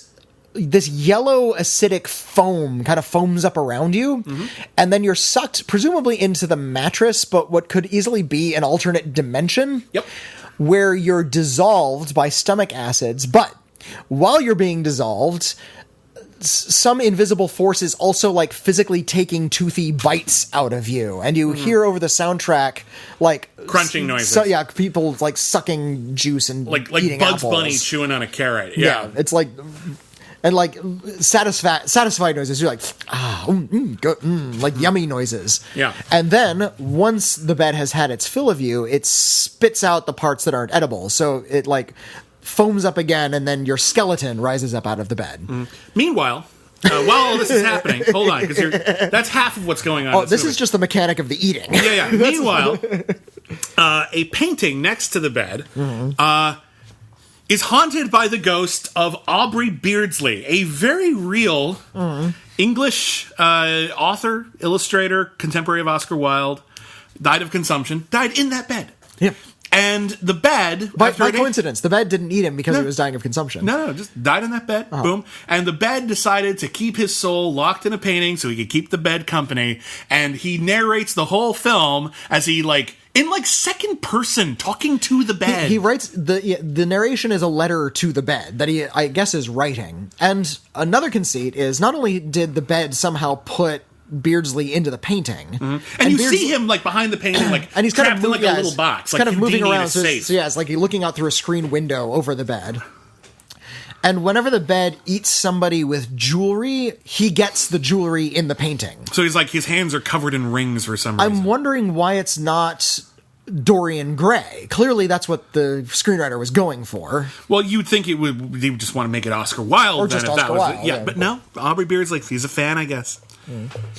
So that's a weird idea for a film, isn't it? And there is a story that's set in the present, and that takes up the bulk of the film. But Can we put story in air quotes? Okay, there's a sequence of events. A sequence of events in the present day. Yeah. But a lot of the film takes place in flashbacks over the various people that the bed has eaten over the years, and we get to see little tiny mini dramas, I suppose. Yeah. As people come to wherever this bed is, lay in it, and the bed eats them, and Beardsley gets to witness. I think the highlight of the movie is the montage where we see a bunch of people killed. So there's like this kind of like funny priest, looks like he's played by Michael Palin, who's like reading the Bible, and then the foam starts coming and he goes, oh. And then he starts vomiting blood all of a sudden. There's an old lady reading a pornographic magazine, and then she gets eaten by and she's reading a pornographic magazine, which has some really porny title, like Lesbians in Lust. And then we see the bed eating the book, but it's Tropic of Cancer. It's like... Yeah. So, is that a commentary on Tropic of Cancer? I think the commentary is the bed eats this and now it has lust. Like it didn't have physical lust before. And now it can be like sexually attracted to people because it ate Tropic of Cancer. But then it goes on this really long one. There's this long tangent where the bed came into the possession of sex therapists. Yeah, it's like Wilhelm Reich and his orgone energy decides to use this bed. And they take horny men and bring them to the bed and they have sex with them and say, "You're cured." Boom. That was a thing, by the way. Sure, the medicinal bed was a thing, like in fringe medicine. And the bed just sort of sits there, lets people have sex on it until they decide to orchestrate an orgy on the bed, and then they all get chomped up. And that's a good meal. If you're a killer bed and you can get an orgy going, it's a good. That's New Year's and Christmas all at once. So in the present, however, we have a trio of young women who have come to a remote location where the bed is. Yeah. And one of them... The bed, by the way, is in some stone hovel in the middle of a field. And the bed has also, its evil is sort of leaked out into the entire real estate. And it's now, the house around it is crumbling as a result of the bed. Yeah. And Beardsley makes fun of the bed for only being able to commit acts of vandalism, like break windows and stuff. Mm-hmm.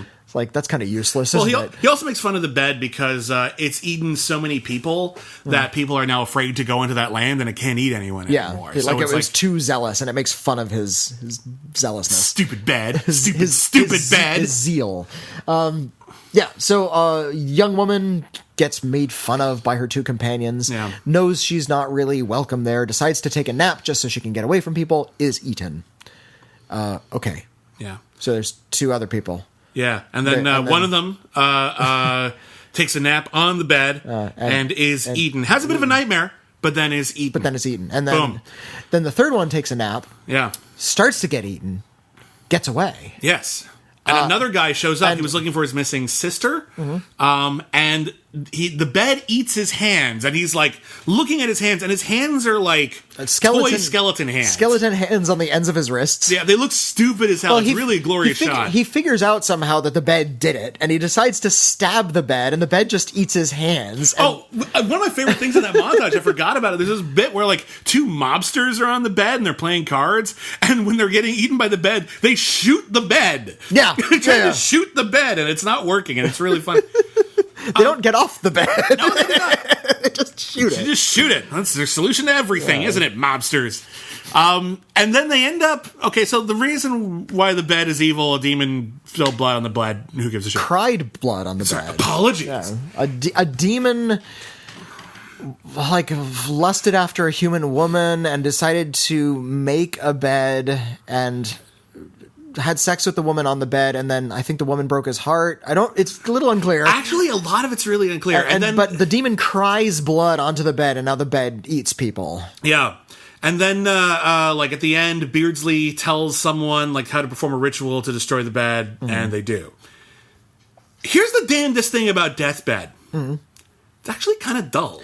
You'd think that would be really wild and wacky. It's actually this really portentous, kind of pompous art house movie. Yeah, it's not an exploitation. You'd think Deathbed, the bed that eats, would be like what we were describing. Like the bed would grow teeth and chomp on people and start chasing people around. It would feel like an exploitation movie. And indeed, having a horror movie about an anthropomorphic killer bed ensures a lot of sex scenes, doesn't it? So you got your sex and your violence. You got everything you need in an exploitation movie. And Deathbed, to be sure, does have some of that. Has some of that. Yeah. The sex isn't really exploitative except for maybe the first scene. Yeah, it opens with a guy walking trying to seduce his girlfriend on this like dusty bed in the middle of nowhere, and she's clearly not into it. This is a thing, I guess, that happens, really. People just walk around in the middle of nowhere, find a bed, and decide to take a nap. Yeah. It's covered in dust and spider webs. Okay, it's probably full of bugs. You don't.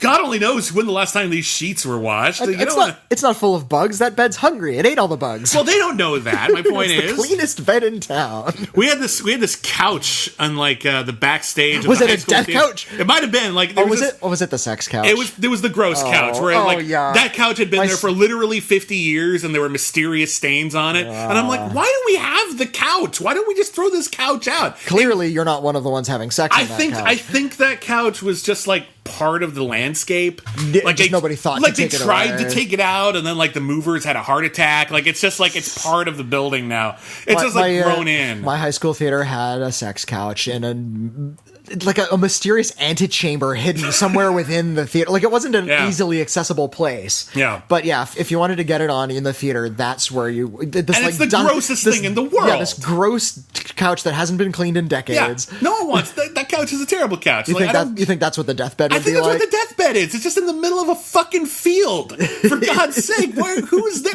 No one's taking care of it. No one ever just pops in with changes the sheets or something. That never happens. What the hell?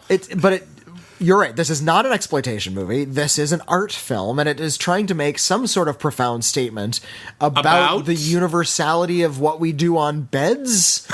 It's something we can all relate to. That's the fear it's tapping into, or trying to make us afraid of the sleeping, the hanging out, the eating, the reading, and the sex. All of these things we do on a bed. It's it's this weird universal object that we all have in our lives. I think it's about, honestly, what I think it's about, if I'm totally serious, I think it's about the history of things, the history of objects. Yeah. And you go back far enough and bad things happen to it. And a bed, an old bed, everything's happened on that bed. People have died on that bed. People have been born on that bed. People have been murdered on that bed. There's this and that's what all hauntings really are. Yeah, the story of someone haunted. The memory of the place or an object. Yeah, it's all about history, not dying. It's all about just lingering in some tangible way that we can wrap our heads around. And that could be with literal ghosts flying around going, woo. Or it could just be, look, there's a painting in this house of your ex-wife and I'll never match up to it. It's like Rebecca. Rebecca's a haunted house story, even though it's not literally a haunted house story. Her memory is just everywhere. And no one can get past it. And it lingers. And Deathbed is kind of a literalization of that, where it has been the deathbed for a lot of people, and now it's a deathbed. And it's and the problem with it is that on one hand, you can kind of picture as you're watching it, this kind of being artistically interesting. But the concept brings it down because the concept is stupid. Yes, it's a stupid idea. Because the first thing the bed eats, in the big opening exploitation movie segment, this guy's brought his girlfriend here, but they also brought a bottle of wine, some apples, and a bucket of like the most awful looking fried chicken you've ever seen. Yeah, like the knockoff of KFC knockoff chicken. Like not even as good as Popeyes. It's just awful chicken. And we see the apples sink down into this fizzy water, and you know that somebody figured out that they had a fish tank full of hydrogen peroxide or whatever it was, or like mild acid or something, or just soda water, whatever it is that they could make it look like something was dissolving. And it's like, I got a great idea for a movie based on my tank full of water. I imagine someone it's like, hey, you want to come back and see my basement of mysteries? And the guy's like, yes. And he goes into the basement and is like, here's this tank of hydrochloric acid where I dissolve any kind of stuff. And the guy's just like, I have an idea for a movie. We're going to make a bed that is that tank. That's your idea? Okay, the bed's not the tank. It's its extra dimensional stomach is that tank. That's my idea for a movie. What? Great. Here's your check.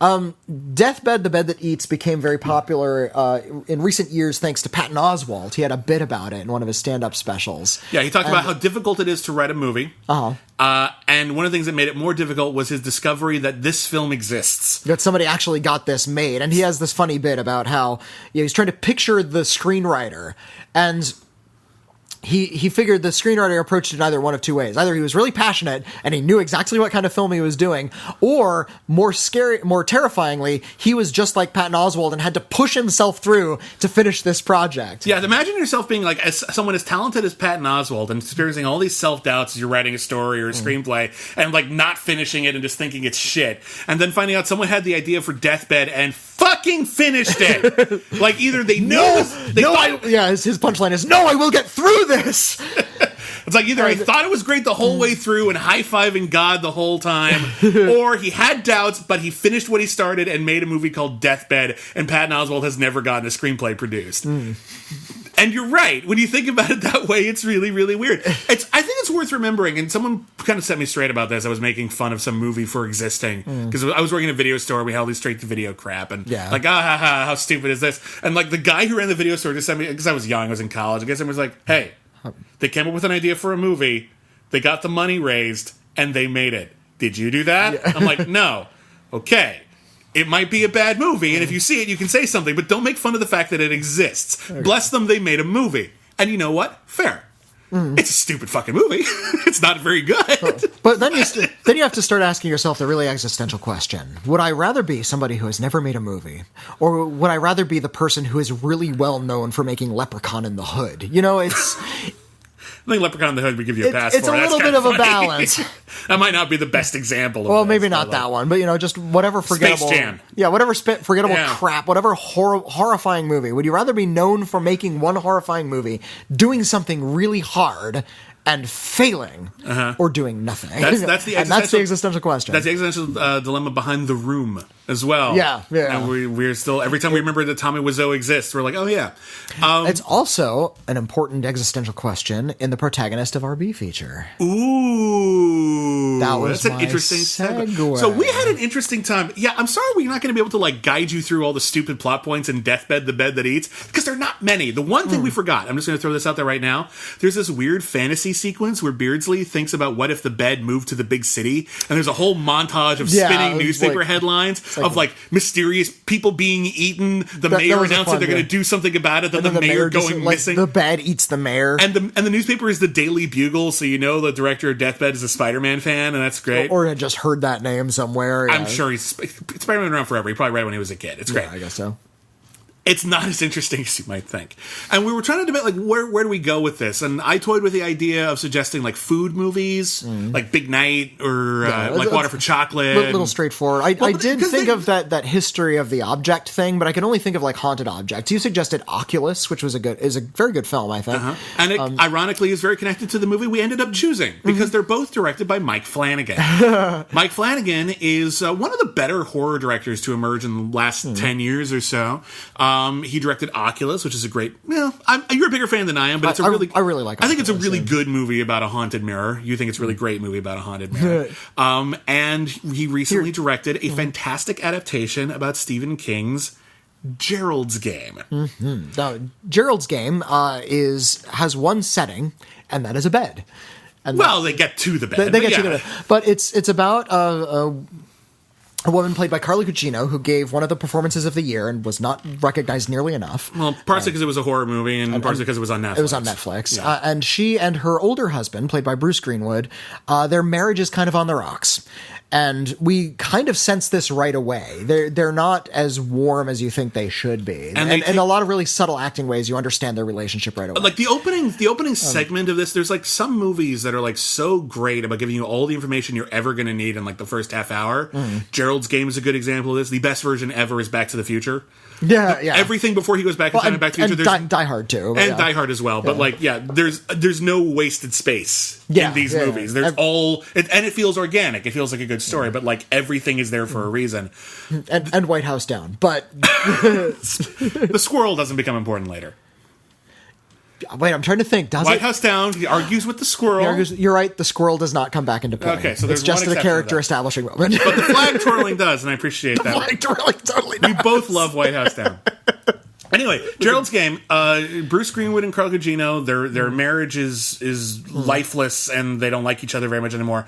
They decide to go to their cabin in the woods, which is very nice. Like, it's very posh. Like, it's not like a dilapidated thing. It's really expensive. But it's still pretty remote. Like, there are no neighbors nearby. And I think they're going off season as well, so like no one's there. And they decide to go up there and get kinky. So they bring some bondage implements, and they're gonna have a good time. Well, he kind of springs it on her. So No, they knew that she knew about the handcuff. She didn't know about the role playing he wanted to do. Yeah.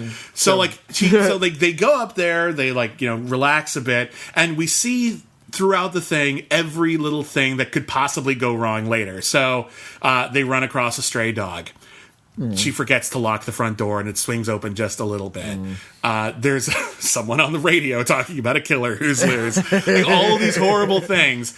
And then they decide to just get right into it, and they start being erotic, and he handcuffs her to the bed with her arms spread, so to like both posts on the head of the bed. So she has no room to move around, and he decides to go nuts and spring for actual industrial grade handcuffs. Yeah, not like the kinds you get at a cheap novelty store with that little switch that you fuzz can on them and a quick release. These are police grade handcuffs. You need a key. Or you need to be really good at picking locks. Those are the two options.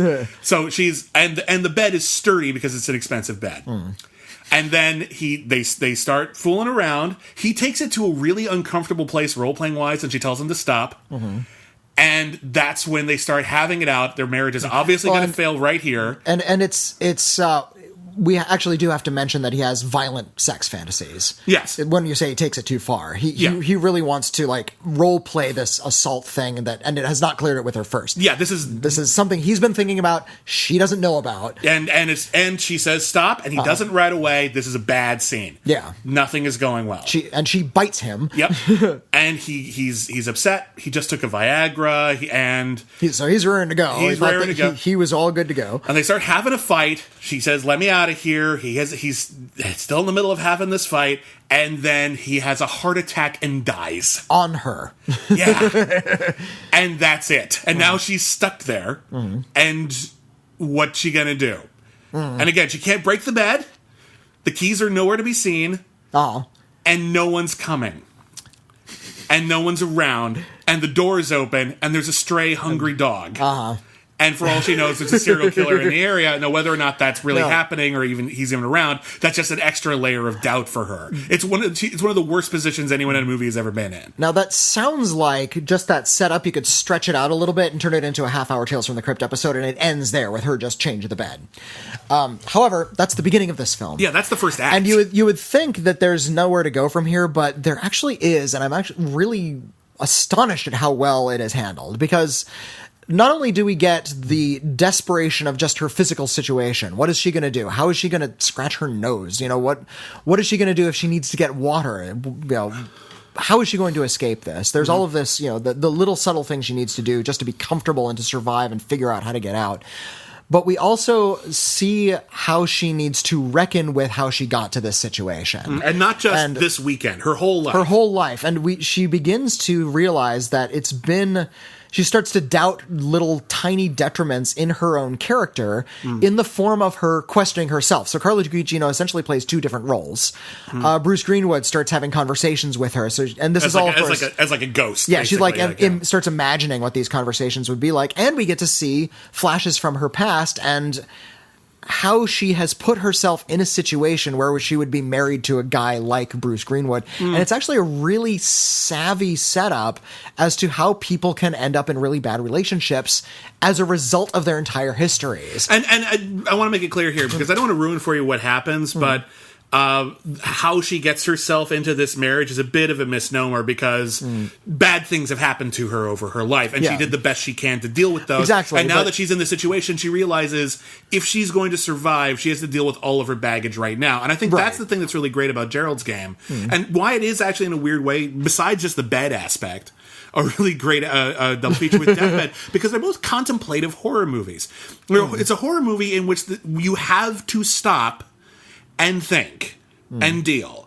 And this is her basically getting her whole life flashing before her eyes, but rather than having that like in a split second before she's killed, she has days to think about it and reckon with it and get over blaming herself or taking responsibility only for certain things and getting angry at the right people for the first time in her life. And Carla Gugino she's always been a really great actor. Yeah. She has very rarely, if ever, had a role this good. And she is incredible the entire way through. And Bruce Greenwood's great, too. He's another great actor who's frequently just forced to play, like, smaller roles. But when you give him a really good role, like in 13 Days or something, he's amazing. He's been the dad, just like the plain, just the dad in a lot. The Dirty Dancing remake that came out last year. It's not good. Barf. It's bad. But no, they're really good. But seriously, this is the Carla Gugino show. And she is awesome. And she's awesome with, and if you think about it, she's awesome with very little. Although, like, she has these images of herself, like, walking around the room. She spends most of the film actually handcuffed to a bed. Stuck to a bed with very little to work with. And it's an impressive achievement to deal with not just the level of panic she's got to deal with, the level of exhaustion she's got to deal with, the dehydration, but also the extreme mental stress and duress her character is going through throughout the entire thing.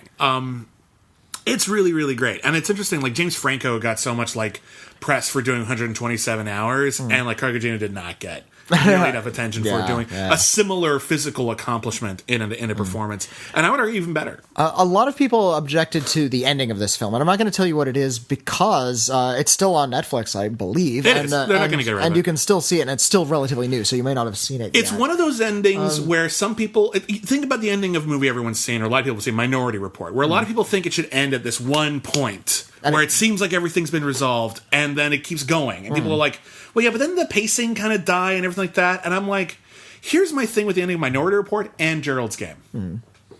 You take out the ending you don't like very much, what you'd be complaining about is stuff that didn't get resolved. Yeah. And there's a reason why in Gerald's Game... But in Gerald's Game, it's more than just a mere tying up loose ends thing. Yeah. Agreed. Because what happens is she has to go on this huge journey. And then there's a make it or break it moment, which is one of the most horrifying and disgusting, yet absolutely inspirational moments I've seen in a horror movie. It's so incredible how it goes down. It's pretty disgusting. It's really disgusting, but it's incredible. And then the movie has more time to go. And what you realize is that sequence, as it goes on, is her... all of that character development that she went through, all of that, that personal growth, that manifesting. And that continuing. And it makes this more than a story about a woman stuck in a life or death situation. It makes it a story about a human being on an important journey and getting there. You said it's about unpacking, and we have to be able to see what that actually means after the fact. Yeah. It's not just about facing, it's about becoming a different person. And I think the ending allows us to see that in a really salient... refreshingly strange horror movie sort of way. I think so. We think about like the people that she has to, the people in her life, the people, the protagonist of Gerald's Game's life, who had a really negative impact on her, and she would want to be able to confront them, and she can't for a variety of reasons. There's only one confrontation that's possible, and the movie engineers that in a way that works and is what's the word I'm looking for? It's satisfying, and it validates. Okay, it's a moment of validation that I think is well earned, and I think it's necessary, and I think without it the movie is not as good. Yeah, but it still would have been good. I think the ending was what makes it great. It's strange. It feels strange because you got so used to the movie being one way, but Did you read the book? I didn't actually. And Gerald's Game was one of many Stephen King films that came out last year. Yeah, last year was a big resurgence. We had obviously It, which was a big hit. It was the biggest hit. There was also The Dark Tower, which was not a hit. No, it was not. 1922, which was forgettable. Wasn't bad. It's okay. I feel like I'm forgetting something. And Gerald's Game. Yeah, Gerald's Game, but I felt like there was one more. But whatever. I guess Stranger Things was lumped in because it's very, very much inspired by Stephen King. Yeah. But also John Carpenter and Poltergeist and goodness knows what else. There's a big Stephen King resurgence right now. Yeah.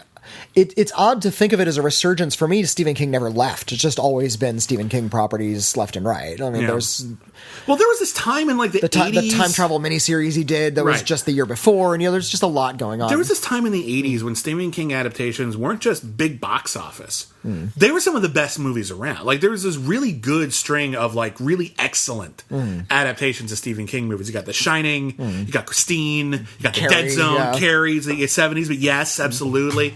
Misery. Like, there's this it's a section where like if it's the Shawshank Redemption, like there's some duds in there. Like Graveyard Shift sucks, but like there's some Sleepwalker. Well, that was an adaptation, but yeah, Maximum Overdrive is stupid but entertaining. Which he directed. And I love the trailer for Maximum Overdrive because it's just Stephen King like talking to the camera saying, "Yeah, all these directors don't know how to do my shit," and I'm just like, fucking Cujo and The Shining. These are some of the scariest movies ever made. What have you got for us, Stephen King? And he's like, I want to see something really scary. And I'm like, yes, I do.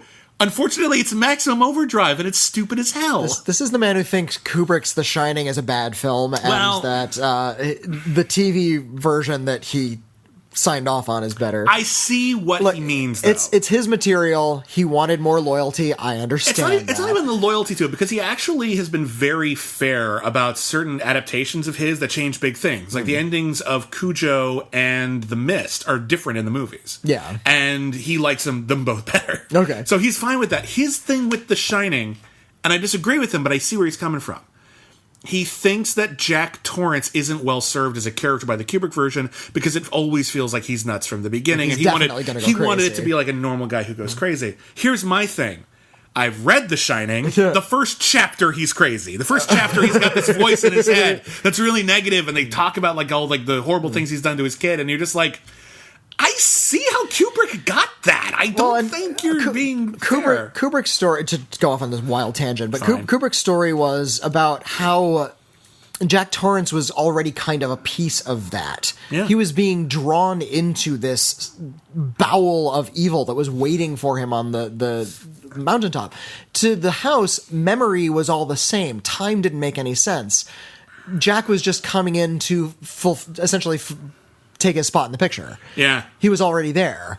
And so he needed to be a little bit crazy. He needed to be on the wavelength of the evil that was already in this living consciousness that was waiting on the hill. Anyway, I think Kubrick Shining boils down to the scene in the kitchen at the beginning with Wendy talking to a child therapist or social worker or someone. Mm-hmm.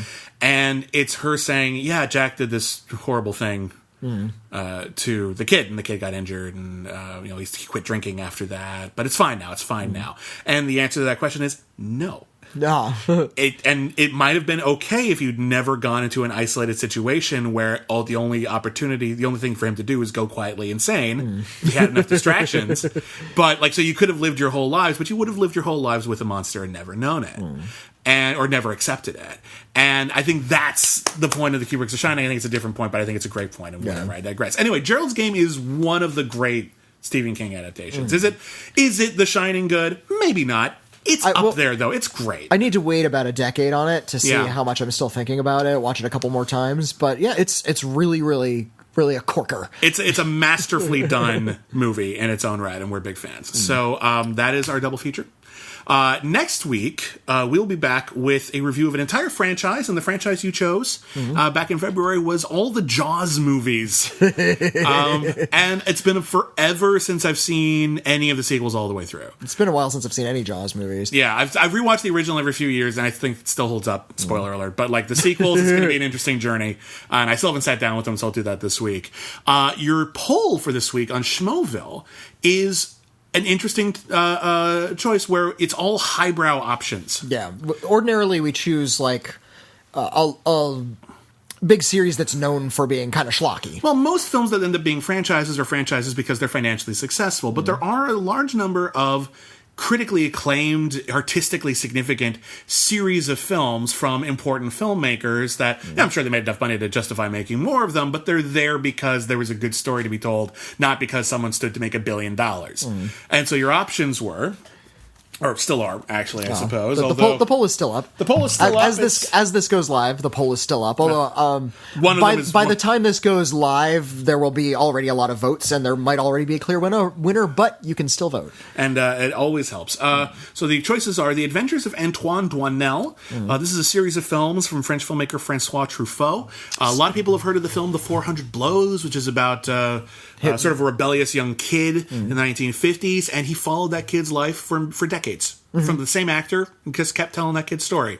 It's really interesting. Then there's the Apu trilogy from Satyajit Ray, and I think you're better... Satyajit Ray. You're better at describing that than I am, actually.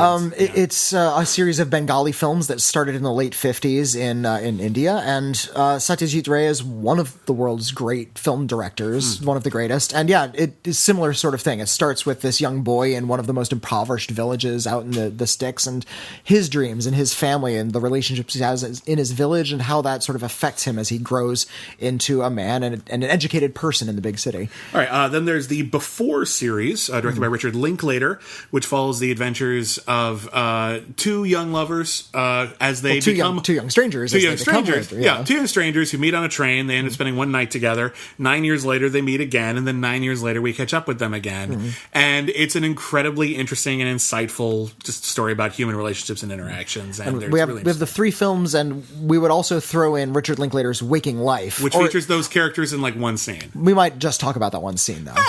Although I would do nothing to discourh you from watching Waking Life, because I love that movie. Then there's, of course, the Godfather trilogy, which I think everyone has heard of. It's some classic about mafiosos.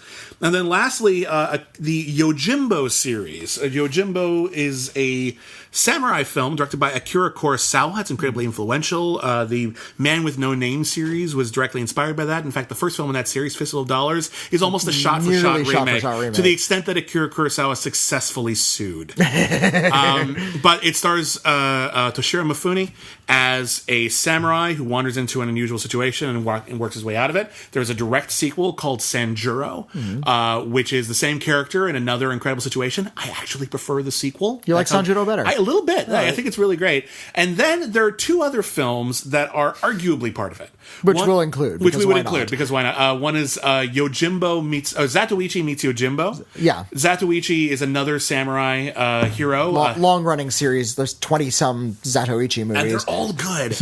And this is the story of Zatoichi, the blind samurai, meeting Yojimbo, or a version of Yojimbo, also played by Toshiro Mifune. And then lastly, there is a film that is considered by many to be an unofficial sequel to Yojimbo, because you could definitely argue that Toshiro Mifune is playing the same character. A great film called Incident at Blood Pass, which is one of my favorite samurai movies, so I'd love to have an opportunity to talk about it. I don't want to influence your vote, but please vote for the Apu trilogy. I want you to vote for Yojimbo series. I love those movies. Those are some of my favorites. But listen, we're going to have a blast watching any of these movies, because they're all... Yeah, these are all great films, so we're skewing classy this month. Yeah, and in fact, we're going to be skewing classy all throughout the month of April. Should we tell them what we're doing now, or should we wait?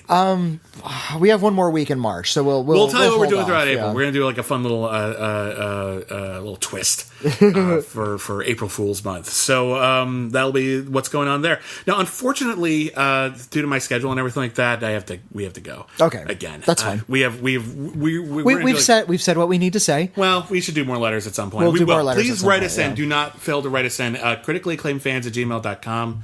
Let's try to set aside extra time next weekend. Yeah, to do a real long one and really do a lot of letters, because actually I don't think we have a lot to review. We have Pacific Rim Uprising next week. We have Unsane next week, and we have Sherlock Gnomes. And then boy! And then we might see Midnight Sun. I don't know. Hopefully, we'll get around to it. So we have some stuff to review next week. We'll do all the Jaws movies, and then we'll try to dedicate some real time to really delving into your letters, because you've been writing us some really interesting letters, and we want to get to some of them. We're busy guys. This episode was late this week, and that's all on me. I was having a really rough Saturday, so I'm sorry you're having a rough Saturday. It's okay. So everybody, thank you for listening. Again, we're on the Show's No iTunes feed. We're on SK Plus. Listen to all the other shows that are available on that program. We also have another podcast called Canceled Too Soon, which is on iTunes or Stitcher, wherever fine podcasts are distributed. And on that series, we review shows that lasted only one season or less, and this month it's all cops with robot partner shows. And this week we found a real doozy called Condor, which is a real hoot and a half. Like, it's a silly show. Ray Wise is the cop, not the robot partner. Yeah, it's real fun. So we got that going on. If you want to check out my adventures, I was on Movie Fights this last week. That's right, you were. Competing with Lon Harris, who Schmodown fans will know as the Professor. And that was a real blast. That was a really entertaining debate. So that is on the Screen Junkies YouTube channel. You're on Twitter. I'm on Twitter at William Bibbiani. I'm at Witney Seibold. And we will see you next week with a lot of cool stuff. So thank everybody for listening, and never forget, everyone's a critic. I want to go to the midnight show. I'm sorry, what?